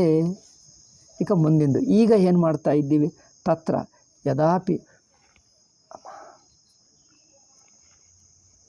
ಯದಾಪಿ ಉಪಾಧಿದ್ವಾರೇಣ ಉಪದಿಶ್ಯತೆ ಜ್ಞೇಯ ಬ್ರಹ್ಮ ತದಪಿ ಅವಿವಕ್ಷಿತೋಪಾಧಿ ಸಂಬಂಧಮೇವ ತತ್ ನಿರಸ್ತ ಸಮಸ್ತ ವಿಶೇಷರೂಪೇಣೈವ ಉಪಸಂಹಾರ ದರ್ಶನಾತ್. ಉಪಾಸ್ಯಂ ತು ಬ್ರಹ್ಮ ಸರ್ವಕಾರಣತ್ವಾತ್ ವಿಕಾರಧರ್ಮೈರಪಿ ಕೈಶ್ಚಿತ್ ವಿಶಿಷ್ಟಂ ನಿರ್ದಿಶ್ಯತೆ ಇತಿ ವಿವಕ್ಷಿತೋಪಾಧಿ ಸಂಬಂಧಮೇವ ಭವತಿ ಇತಿ ಸ್ಥಿತಿ. ತತ್ವವಿಚಾರಕರು, ಜ್ಞಾನದಿಂದ ತಿಳ್ಕೊಳ್ಳಬೇಕೆನ್ನುವವರು ಏನು ಮಾಡ್ತಾರೆ? ಎಲ್ಲ ಸಂಬಂಧಗಳು ಬಿಟ್ಟು ತಾನೇ ಬ್ರಹ್ಮ ಎಂದು ತಿಳ್ಕೊಳ್ತಾರೆ. ತನ್ನ ಒಂದು ಉಪಾಧಿಯಿಂದ ನೋಡಲ್ಲ. ಉಪಾಧಿ ಅಂದ್ರೇನು? ಒಂದು ದೃಷ್ಟಿ, ಒಂದು ಪರಿಮಿತ ದೃಷ್ಟಿ, ಒಂದು ಅನ್ಯ ದೃಷ್ಟಿ, ಒಂದು ದೇಹೇಂದ್ರಿಯ ಮನಸ್ಸುಗಳ ಮೂಲಕ ನೋಡುವ ದೃಷ್ಟಿ, ಅದೆಲ್ಲ ಉಪಾಧಿ. ಇನ್ನೊಂದಿನಿಂದ ನೋಡುವುದಲ್ಲ. ಜ್ಞೇಯಂ ಬ್ರಹ್ಮ ಎಂದು ತಿಳಿಯತಕ್ಕ ಬ್ರಹ್ಮವನ್ನು ಯಾವ ಸಂದರ್ಭದಲ್ಲಿ ಹೇಗಿದ್ದಾನೆ ಒಂದಾನೊಂದು ಸಂದರ್ಭ ನೋಡಲ್ಲ. ಉಪಾಸ್ಯ ಬ್ರಹ್ಮ ಒಂದಾನೊಂದು ಸಂದರ್ಭದಲ್ಲಿ ಪರಮಾತ್ಮನನ್ನು ನೋಡ್ತಾನೆ. ಅದಕ್ಕೋಸ್ಕರ ಆ ಸಂದರ್ಭದಲ್ಲಿ ಆ ಉಳ್ಳವನಾಗಿ ತೋರ್ತಾನೆ. ನಿರ್ಗುಣ ಬ್ರಹ್ಮದಲ್ಲಿ ಏನಾಗ್ತದೆ? ಯದಾಪಿ ಉಪಾಧಿದ್ವಾರೇಣ ಉಪದಿಶ್ಯತೆ, ಸರ್ವ ಉಪಾಧಿರಹಿತ ಸ್ವತಃ ಸಿದ್ಧ ಬ್ರಹ್ಮ ಆಗುತ್ತಾನೆ. ಅದು ಸುಷುಪ್ತಿಯನ್ನು ಇನ್ನೊಂದು ಕಡೆಯಿಂದ ನೋಡಬೇಡ, ನೀನೇ ಸುಷುಪ್ತಿ. ನೀವು ಸುಷುಪ್ತಿಯಲ್ಲಿ ಇರುವಾಗ ಹೇಗಿದ್ದೀಯೋ ಹಾಗೆ ನೋಡು. ನೀವು ಸುಷುಪ್ತಿಯಲ್ಲೇ ಇದ್ದೀವಿ, ಬೇರೆ ಕಡೆಯಿಂದ ಬಂದಿಲ್ಲ, ನೀವು ಎಂದಿಗೂ ಇರುವುದೇ ಹಾಗೆ. ಆ ಕಡೆಯಿಂದ ನೋಡು, ಸುಷುಪ್ತಿ ಏನನ್ನಿಸುತ್ತದೆ ನಿನಗೆ? ನಿರ್ಗುಣಂ ಬ್ರಹ್ಮ. ಆದ್ದರಿಂದ ಇವರು ಹೇಳ್ತಾ ಇದ್ದಾರೆ, ಕೆಲವೊಮ್ಮೆ ನಿರ್ಗುಣ ಬ್ರಹ್ಮವನ್ನು ಅಂದರೆ ಜ್ಞೇಯ ಬ್ರಹ್ಮವನ್ನು ಹೇಳುವಾಗ ಏನು ಮಾಡ್ತದೆ? ಶಾಸ್ತ್ರವು ಉಪಾಧಿಗಳ ಮೂಲಕ ಹೇಳ್ತದೆ. ಉಪಾಧಿ ಎಂದರೇನು? ಜಗತ್ತಿಟ್ಟುಕೊಂಡು ಜಗತ್ತಿಗೆ ಸಂಬಂಧ ಏನು ಎಂದು ಹೇಳ್ತದೆ. ಅದು ಸಂಬಂಧ ಆಯಿತಲ್ಲ, ಸಾಪೇಕ್ಷವಾಯಿತು. ಜಗತ್ತಿನ ಮೂಲಕ ಸಂಬಂಧವಲ್ಲ, ತನ್ನನ್ನು ತಾನು ಹೇಳುವುದು. ಆದರೆ ಕೆಲವೊಮ್ಮೆ ಜ್ಞೇಯಂ ಬ್ರಹ್ಮ ಅಂದರೆ ತತ್ವ ತಿಳ್ಕೊಳ್ಳುವುದು. ಆ ತಿಳಿಯತಕ್ಕದ ಜ್ಞೇಯ ಬ್ರಹ್ಮನು ಹೇಳುತ್ತಾ ಕೆಲವು ಉಪಾಧಿಗಳ ಸಮೇತವಾಗಿ ವರ್ಣನ ಮಾಡ್ತದೆ. ಕೆಲವೊಮ್ಮೆ ಇಲ್ಲಿ ನೋಡಿ, ಯದಾಪಿ ಉಪಾಧಿದ್ವಾರೇಣ ಉಪದಿಶ್ಯತೆ ಜ್ಞೇಯಂ ಜ್ಞೇಯಂ ಬ್ರಹ್ಮನು ಉಪಾಧಿಗಳನ್ನು ನಿಷೇಧ ಮಾಡಿ ನೇತಿ ಇದೆಲ್ಲ ಎಂದು ಬಿಡಿಸಿ ನೇರಾಗಿ ಅನುಭವವನ್ನು ತಿಳಿಸುತ್ತೇವೆ. ಕೆಲವೊಮ್ಮೆ ಉಪಾಧಿಗಳ ಸಮೇತವಾಗಿ ಹೇಳುವುದುಂಟೆ. ಅದಕ್ಕೋಸ್ಕರನೇ ಪರಮಾತ್ಮ ಹಾಗಿದ್ದಾನೆ ಹೀಗಿದ್ದಾನೆ ಎಂದು ವರ್ಣನೆ ಮಾಡ್ತಾ ಇದೆಯಲ್ಲ, ಅದನ್ನು ಹೇಗೆ ತಿಳ್ಕೊಳ್ಳಬೇಕು? ಒಂದು ವೇಳೆ ನಿಷೇಧವೇ ಪರಮಾತ್ಮನನ್ನು ತಿಳಿಯುವಕ್ಕೆ ದಾರಿಯಾದರೆ ಗುಣಗಳ ಸಮೇತ ಏಕೆ ಹೇಳುತ್ತಾ ಇದೆ, ಉಪಾಧಿ ಸಮೇತ ಏಕೆ ಹೇಳುತ್ತಾ ಇದೆ ಅಂದರೆ, ತದಾಪಿ ಅವಿವಕ್ಷಿತೋಪಾಧಿ ಸಂಬಂಧಮೇವ. ಉಪಾಧಿ ಮೂಲಕ ಹೇಳಿದ್ದರೂ ಉಪಾಧಿ ಸಂಬಂಧವನ್ನು ಪರಮಾತ್ಮನಲ್ಲಿ ಸೇರಿಸಿ ಪರಮಾತ್ಮನನ್ನು ತಿಳಿಯುವಾಗ ಉಪಾಧಿಗಳನ್ನು ಸೇರಿಸಿ ಉಪಾಧಿಗಳಿಂದ ಹೇಗೆ ತೋರುತ್ತಾನೋ ಅದು ಬ್ರಹ್ಮ ಎಂದು ತಿಳಿಯಬೇಡ. ಉಪಾಧಿ ಸಂಬಂಧವನ್ನು ಅಧ್ಯಾರೋಪ ಮಾಡಿ ಅವಿವಕ್ಷಿತಂ, ಜಗತ್ತಿಗೆ ಕಾರಣನೇ ಪರಮಾತ್ಮ ಅಂದರೆ ಕಾರಣವಂದರೆ ಒಂದು ಸಂಬಂಧವಾಯಿತು. ನೀವು ಸಂಬಂಧವನ್ನು ಹೇಳ್ತಾ ಇದ್ದೀರಾ ಅಂದರೆ ಅಲ್ಲ, ಸಂಬಂಧವು ಕೇವಲ ಅವಿವಕ್ಷಿತಂ ಎಂದು ಹೇಳ್ತಾರೆ.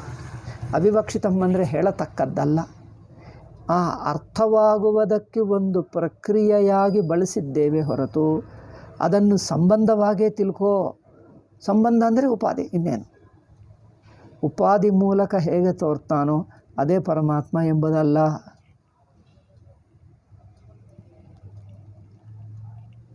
ಅಂದರೆ ಉಪಾಧಿ ಸಂಬಂಧವು ಹೇಳತಕ್ಕದ್ದಲ್ಲ, ಹೇಳುವವನ ಉಪನಿಷತ್ತಿನ ಉದ್ದೇಶವಲ್ಲ.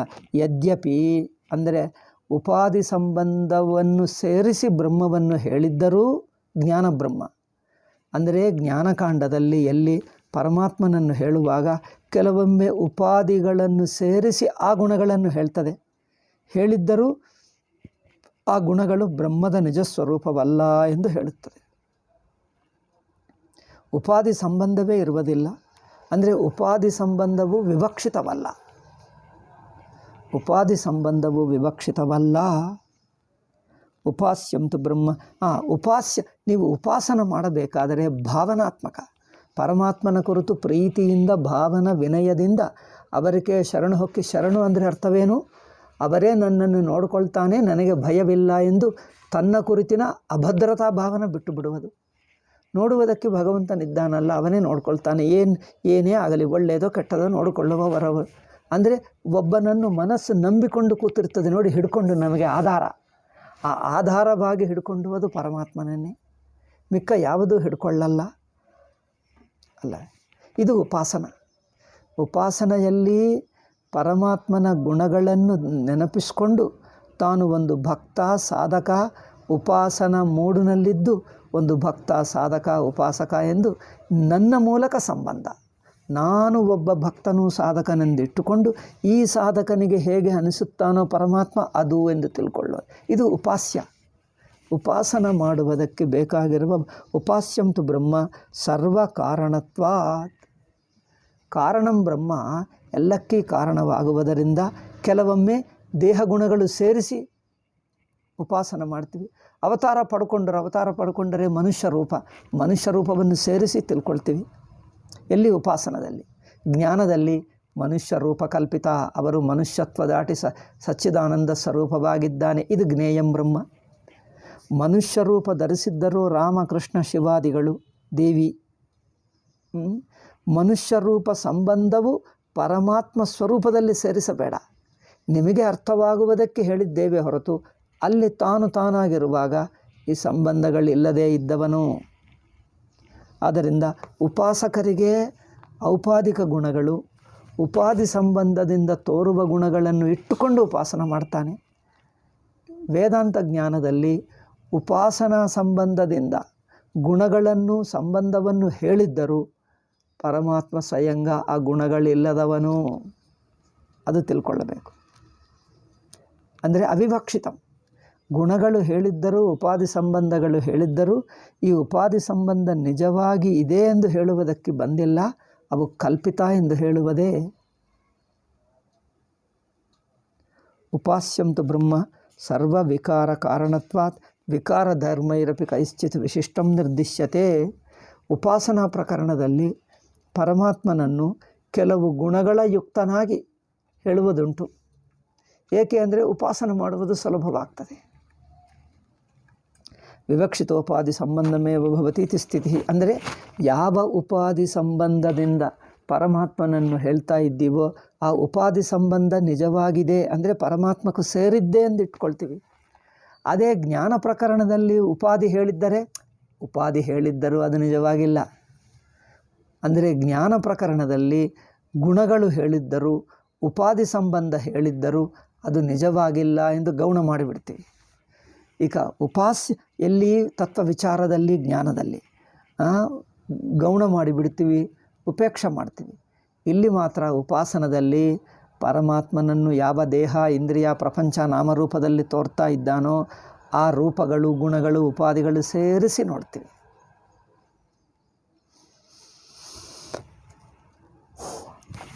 ತನ್ನ ಉಪಾಧಿ ನಿರ್ದಿಶ್ಯತೆ ಇತಿ ವಿವಕ್ಷಿತೋಪಾಧಿ ಸಂಬಂಧಮೇವ. ಅದರಿಂದ ಉಪಾಧಿ ಸಂಬಂಧವು ವಿವಕ್ಷಿತಂ ಅಂದರೆ ಹೇಳುವುದಿಷ್ಟ.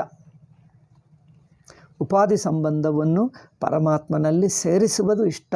ಸೇರಿಸಿ ಉಪಾಸನ ಮಾಡ್ತಾನೆ. ನಿರ್ಗುಣದಲ್ಲಿ ಆ ಉಪಾಧಿ ಸಂಬಂಧವನ್ನು ಬಿಡಿಸಿ ನೋಡ್ತಾನೆ ಬ್ರಹ್ಮವನ್ನು. ಒಬ್ಬನನ್ನು ಮೇಕಪ್ನಲ್ಲಿ ನೋಡ್ತಾನೆ, ಇನ್ನೊಬ್ಬರು ಯಾವ ಮೇಕಪ್ ಇಲ್ಲದೆ ತನ್ನನ್ನು ತಾನು ಸಹಜ ಸ್ಥಿತಿಯಲ್ಲಿ ನೋಡ್ತಾನೆ. ಅದು ವ್ಯತ್ಯಾಸ. ತತ್ರ ಜ್ಞೇಯಂ ಬ್ರಹ್ಮ. ಜ್ಞೇಯ ಬ್ರಹ್ಮ ಹೇಳುವಾಗ ಕೆಲವೊಮ್ಮೆ ಉಪಾಧಿ ಸಮೇತ ಹೇಳ್ತದೆ. ಏಕೆ? ಕಾರಣಂ ಅವಿಕೃತಂ ನಿರ್ಗುಣಂ ನಿರುಪಾಧಿಕಂ ಮುಖ್ಯಂ ಪರಂ ಇತಿ ಚ ವ್ಯಪದಿಶ್ಯತೆ. ಅದರಿಂದ ನಿರ್ಗುಣ ಬ್ರಹ್ಮನನ್ನು ಕಾರಣಂ ಎಂದು ಹೇಳ್ತದೆ. ನಿಜವಾಗಿ ಕಾರಣವಲ್ಲ, ಆದರೂ ಕಾರಣವೆಂದು ಹೇಳ್ತದೆ. ಏಕೆ? ಕಾರ್ಯದಿಂದ ಬುದ್ಧಿಯನ್ನು ತಪ್ಪಿಸುವುದಕ್ಕೆ ಕಾರಣ ಹೇಳ್ತದೆ. ನೀವು ಕಾರ್ಯ ಬುದ್ಧಿ ಬಿಡಿಸಿಬಿಟ್ಟರೆ ಪರಮಾತ್ಮ ಕಾರಣನೂ ಅಲ್ಲ. ಕಾರಣ ಇಲ್ಲ, ಕಾರ್ಯ ಇಲ್ಲ, ಏನಿಲ್ಲ, ಸ್ವತಃ ಸಿದ್ಧ. ಹಾಗೆ ಅಂದರೆ ಕಾರಣವೆನ್ನುವುದು ಜಗತ್ತನ್ನು ಇಟ್ಟುಕೊಂಡು ಜಗತ್ತಿನ ದೃಷ್ಟಿಗೆ ಅವನನ್ನು ಕಾರಣ ಹೇಳ್ತೀವಿ. ಜಗತ್ತೇ ಇಲ್ಲದಿದ್ದರೆ ಕಾರಣ ಯಾರಿಗೆ? ಹಾಗೆ ಇದು ಕಾರಣ ಸಂಬಂಧವನ್ನು ಇಟ್ಟುಕೊಂಡು ಹೇಳ್ತದೆ. ಆದರೆ ಪರಮಾತ್ಮನನ್ನು ಅರ್ಥ ಮಾಡಿಕೊಳ್ಳುವಾಗ ಇದು ಕಾರಣವಲ್ಲ, ಕಾರಣವನ್ನು ಕಲ್ಪಿಸಿಟ್ಕೊಂಡಿದ್ದೇವೆ ಹೊರತು, ಅಂದರೆ ಪ್ರಕ್ರಿಯೆಯಾಗಿ ಹೇಳಿದ್ದೇವೆ. ಕಾರ್ಯದಿಂದ ಬುದ್ಧಿಯನ್ನು ಆ ಕಡೆಗೆ ತಿರುಗಿಸುವುದಕ್ಕೆ ಕಾರಣ ಹೇಳಿದ್ದೇವೆ. ಅಲ್ಲಿ ಹೋದರೆ ಕಾರಣವೂ ಇಲ್ಲ. ಅಂದರೆ ಕಾರಣವು ವಿವಕ್ಷಿತವಲ್ಲ. ಇದು ಮುಖ್ಯ ವಿಷಯ. ಕಾರಣವು ಪರಮಾತ್ಮನನ್ನು ಕಾರಣ ಎಂದು ಹೇಳುವುದು ಹೇಳಬೇಕೆಂದು ಇಷ್ಟದಿಂದ ಹೇಳ್ತಾ ಇಲ್ಲ, ಕಾರಣವಾಗಿ ಹೇಳ್ತದೆ. ಹೇಳಿದ್ದರೂ ಆ ಕಾರಣ ಗುಣವು ಅಲ್ಲಿ ಪರಮಾತ್ಮನನ್ನು ಅರ್ಥ ಮಾಡಿಕೊಳ್ಳುವಾಗ ಕಾರಣ ಗುಣವನ್ನು ಸೇರಿಸಬಾರದು. ಏಕೆ ಅಂದರೆ ಅದು ಅವಿವಕ್ಷಿತಂ. ಜ್ಞೇಯಂ ಬ್ರಹ್ಮ ಕಾರಣಂ ಅವಿಕೃತಂ. ಅವರಿಗೆ ಯಾವ ವಿಕಾರವಿಲ್ಲ. ನಿರ್ಗುಣಂ ಯಾವ ಗುಣವಿಲ್ಲ. ನಿರುಪಾಧಿಕಂ ಯಾವ ಉಪಾಧಿ ಇಲ್ಲ. ಮುಖ್ಯಂ ಅಂದರೆ ಗೌಣವಲ್ಲ. ಪರಂ ಅಂದರೆ ಕೆಳಮಟ್ಟದ್ದಲ್ಲ. ಹೀಗೆ ಇತಿಚ ವ್ಯಪದಿಶ್ಯತೆ. ಈಗ ಉಪಾಸ್ಯ ಬ್ರಹ್ಮ ಮಾತ್ರ ಕಾರ್ಯಂ ಬ್ರಹ್ಮ ಹೇಳ್ತಾರೆ, ಕಾರಣಂ ಬ್ರಹ್ಮ ಹೇಳಲ್ಲ. ಕಾರ್ಯ ಬ್ರಹ್ಮ. ಸಗುಣಂ ಎಂದು ಹೇಳ್ತೀವಿ, ಸೋಪಾಧಿಕಂ ಹೇಳ್ತೀವಿ, ಗೌಣಂ ಎಂದು ಹೇಳ್ತೀವಿ, ಅಪರಂ ಎಂದು ಹೇಳ್ತೀವಿ. ಹೀಗೆ ಉಪಾಸನ ಮಾಡುವ ಬ್ರಹ್ಮ, ಜ್ಞಾನದಿಂದ ತಿಳ್ಕೊಳ್ಳುವ ಬ್ರಹ್ಮಕ್ಕೆ ವ್ಯತ್ಯಾಸ ಹೇಳಿದ್ದೇವೆ. ಅತ್ರ ಇಮಾನಿ ಭಾಷ್ಯವಾಕ್ಯಾನ್ಯನುಸಂಧೇಯಾನಿ. ಇದರ ಮೇಲೆ ಇಷ್ಟೊತ್ತು ನಾವು ಚರ್ಚೆ ಮಾಡಿದ ಮೇಲೆ ಕೆಲವು ಭಾಷ್ಯವಾಕ್ಯಗಳಿವೆ. ಆ ಭಾಷ್ಯವಾಕ್ಯಗಳನ್ನು 2 ವಾಕ್ಯಗಳಿವೆ. ಅದು ಉದಾಹರಿಸಿ ಮುಂದಿನ ಪಾಠದಲ್ಲಿ ಹೇಳೋಣ. ಆ 2 ವಾಕ್ಯಗಳಿಂದ ಪರಮಾತ್ಮನ ಈ ಉಪಾಸ್ಯ ರೂಪ ಮತ್ತು ಜ್ಞಾನ ರೂಪ, ಅಂದರೆ ಜ್ಞಾನದಿಂದ ತಿಳಿಯತಕ್ಕ ರೂಪ, ಉಪಾಸನದಿಂದ ಭಾವನ ಮಾಡತಕ್ಕ ರೂಪ, ಎರಡಕ್ಕೆ ವ್ಯತ್ಯಾಸವೇನು? ಉಪಾಧಿ ಹೇಳಿದ್ದರೋ ಉಪಾಸ್ಯ ದೇವತನಲ್ಲಿ ಹೇಳಿದ ಉಪಾಧಿ ಇಟ್ಕೊಳ್ತೀವಿ, ಸೇರಿಸ್ಕೊಳ್ತೀವಿ. ನಿರ್ಗುಣ ಬ್ರಹ್ಮ ಸಂದರ್ಭದಲ್ಲಿ ಉಪಾಧಿ ಹೇಳಿದ್ದರೂ ಅದನ್ನು ಪಕ್ಕಕ್ಕಿಟ್ಟು ನೋಡ್ತೀವಿ. ಉಪಾಧಿ ಹೇಳಿದ್ದರೂ ಪಕ್ಕಕ್ಕಿಟ್ಟು ನೋಡ್ತೀವಿ. ಅಂದರೆ ನೀರಂದರೆ ಏನು ಅಂದರೆ ಲೋಟ ಇಟ್ಟಾಗ ಈ ಲೋಟದಲ್ಲಿ ನೀರಿದೆ ಎಂದು ಲೋಟವನ್ನು ಪಕ್ಕಕ್ಕಿಟ್ಟು ನೀರನ್ನು ಅರ್ಥ ಮಾಡ್ಕೊಳ್ತೀವಿ. ಲೋಟವನ್ನು ಸೇರಿಸಿ ನೀರಂದರೆ ಏನು ಅಂದರೆ ಲೋಟ ಸೇರಿಸಿಕೊಂಡು ನೀರು ಎಂದು ಹೇಳಲ್ಲ. ಸಣ್ಣ ಮಗುವಾದರೆ ನೀರು ಅಂದರೆ ಏನು ಅಂದರೆ ಅವ್ರು ಲೋಟನನ್ನೇ ನೀರು ಅಂದ್ಕೊಳ್ತಾನೆ. ಏನಪ್ಪ ನೀರು ಬೇಕಾ ಅಂದರೆ ಅವ್ರು ಲೋಟ ಬೇಕಾ ಎಂದಂತ ಅಂದ್ಕೊಳ್ತಾನೆ. ಲೋಟ ಎನ್ನುವುದು ಉಪಾಧಿ, ನೀರಿನ ಸ್ವರೂಪಕ್ಕೆ ಸೇರಿದ್ದಲ್ಲ ಅಲ್ಲವೇ? ನೀರಿನ ಸ್ವರೂಪದಲ್ಲಿ ಲೋಟವನ್ನು ಸೇರಿಸಲ್ಲ. ಇದು ಈಗಲೇ ಏಕೆ ನಾಳೆ ಅಂದರೆ ಮುಂದಿನ ಪಾಠದಲ್ಲಿ ಹೇಳ್ತೀನಿ. ಉಪಾಧಿ ಸಂಬಂಧವು ನಿರ್ಗುಣ ಬ್ರಹ್ಮ ಜ್ಞಾನವು ತಿಳ್ಕೊಳ್ಳುವಾಗ ಉಪಾಧಿ ಸಂಬಂಧವು ಹೇಳಿದ್ದರೂ ಅದು ವಿವಕ್ಷಿತವಲ್ಲ, ಅಂದರೆ ಹೇಳಬೇಕೆಂದು ಹೇಳಲಿಲ್ಲ. ಉಪಾಸನ ಸಂದರ್ಭದಲ್ಲಿ ಉಪಾಧಿ ಸಂಬಂಧ ಹೇಳಿದ್ದರೆ ಹೇಳಬೇಕೆಂದೇ ಹೇಳಿತು, ಅಲ್ಲಿ ಹೇಳಬೇಕೆಂದು ಹೇಳಲಿಲ್ಲ. ಹೇಳಿದ್ದರೂ ಅದು ಲೆಕ್ಕಕ್ಕೆ ತಗೊಳ್ಳಲ್ಲ, ಪಕ್ಕಕ್ಕಿಟ್ಟೇ ತಿಳ್ಕೊಳ್ತೀವಿ. ಈ ವಿಷಯವು ಹೇಗೆ, ಈ ಉಪಾಧಿ ಸಂಬಂಧವೇನು, ಹೇಗೆ ಅವಿವಕ್ಷಿತ ಎಂಬುದು ಭಾಷ್ಯದಲ್ಲಿ ಹೇಳ್ತಾರೆ. ಅದನ್ನು ಮುಂದಿನ ಪಾಠದಲ್ಲಿ ಹೇಳೋಣ. ಓಂ ಶಾಂತಿ ಶಾಂತಿ ಶಾಂತಿ. ಹರಿ ಓಂ ಶ್ರೀ ಗುರುಭ್ಯೋ ನಮಃ. ಹರಿ ಓಂ ತತ್ಸತ್.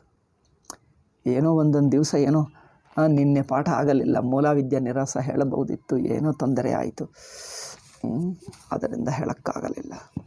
ನಾಳೆ ಹೇಳ್ತೀನಿ ಮೂಲವಿದ್ಯಾ ನಿರಾಸ. ಒಂದು ಕ್ಲಾಸ್ ಸ್ಕಿಪ್ ಆಯಿತು ನಿನ್ನೆ, ನಾಳೆ ಮಾತ್ರ ಹೇಳ್ತೀನಿ. ನಾಳೆ ಶಂಕರ ಜಯಂತಿ ಅಲ್ಲವೇ? ಆಯಿತು, ಪರವಾಗಿಲ್ಲ, ಮೂಲವಿದ್ಯಾ ನಿರಾಸ ಹೇಳ್ತೀನಿ. ಶಂಕರ ಜಯಂತಿ ಇಲ್ಲಿರುತ್ತದೆ, ಪೂಜಾ ಗೀಜಾ ಎಲ್ಲ ಮಾಡ್ತಾರೆ. ಆದರೂ ಆದಷ್ಟು ಮಟ್ಟಿಗೂ ಪಾಠ ಒಂದು ಹೇಳೋಣ, ಬಿಡುವುದಿಲ್ಲ. ವೇದಾಂತ ಚಿಂತನೆ ಶಂಕರ ಜಯಂತಿ, ಇನ್ನೇನು. ಚೆನ್ನಾಗಿ ವೇದಾಂತ ವಿಚಾರ ಮಾಡುವುದೇ ಶಂಕರ ಜಯಂತಿ. ಪೂಜಾ ಮಾಡ್ತಾರೆ, ಏನೇನೋ ಪೂಜಾ ಮಾಡ್ತಾರೆ, ಭಜನೆ ಮಾಡ್ತಾರೆ, ಶಂಕರ ಭಾಷ್ಯ ಪಾರಾಯಣ ಮಾಡ್ತಾರೆ ಇಲ್ಲಿ ಆಶ್ರಮದಲ್ಲಿ. ಆದರೆ ನನ್ನ ತತ್ವ ವಿಚಾರವೇ ಎಲ್ಲಕ್ಕಿಂತ ಬೆಸ್ಟ್ ಶಂಕರ ಜಯಂತಿ. ಆಯಿತು. ಓಂ ಶಾಂತಿ ಶಾಂತಿ ಶಾಂತಿ.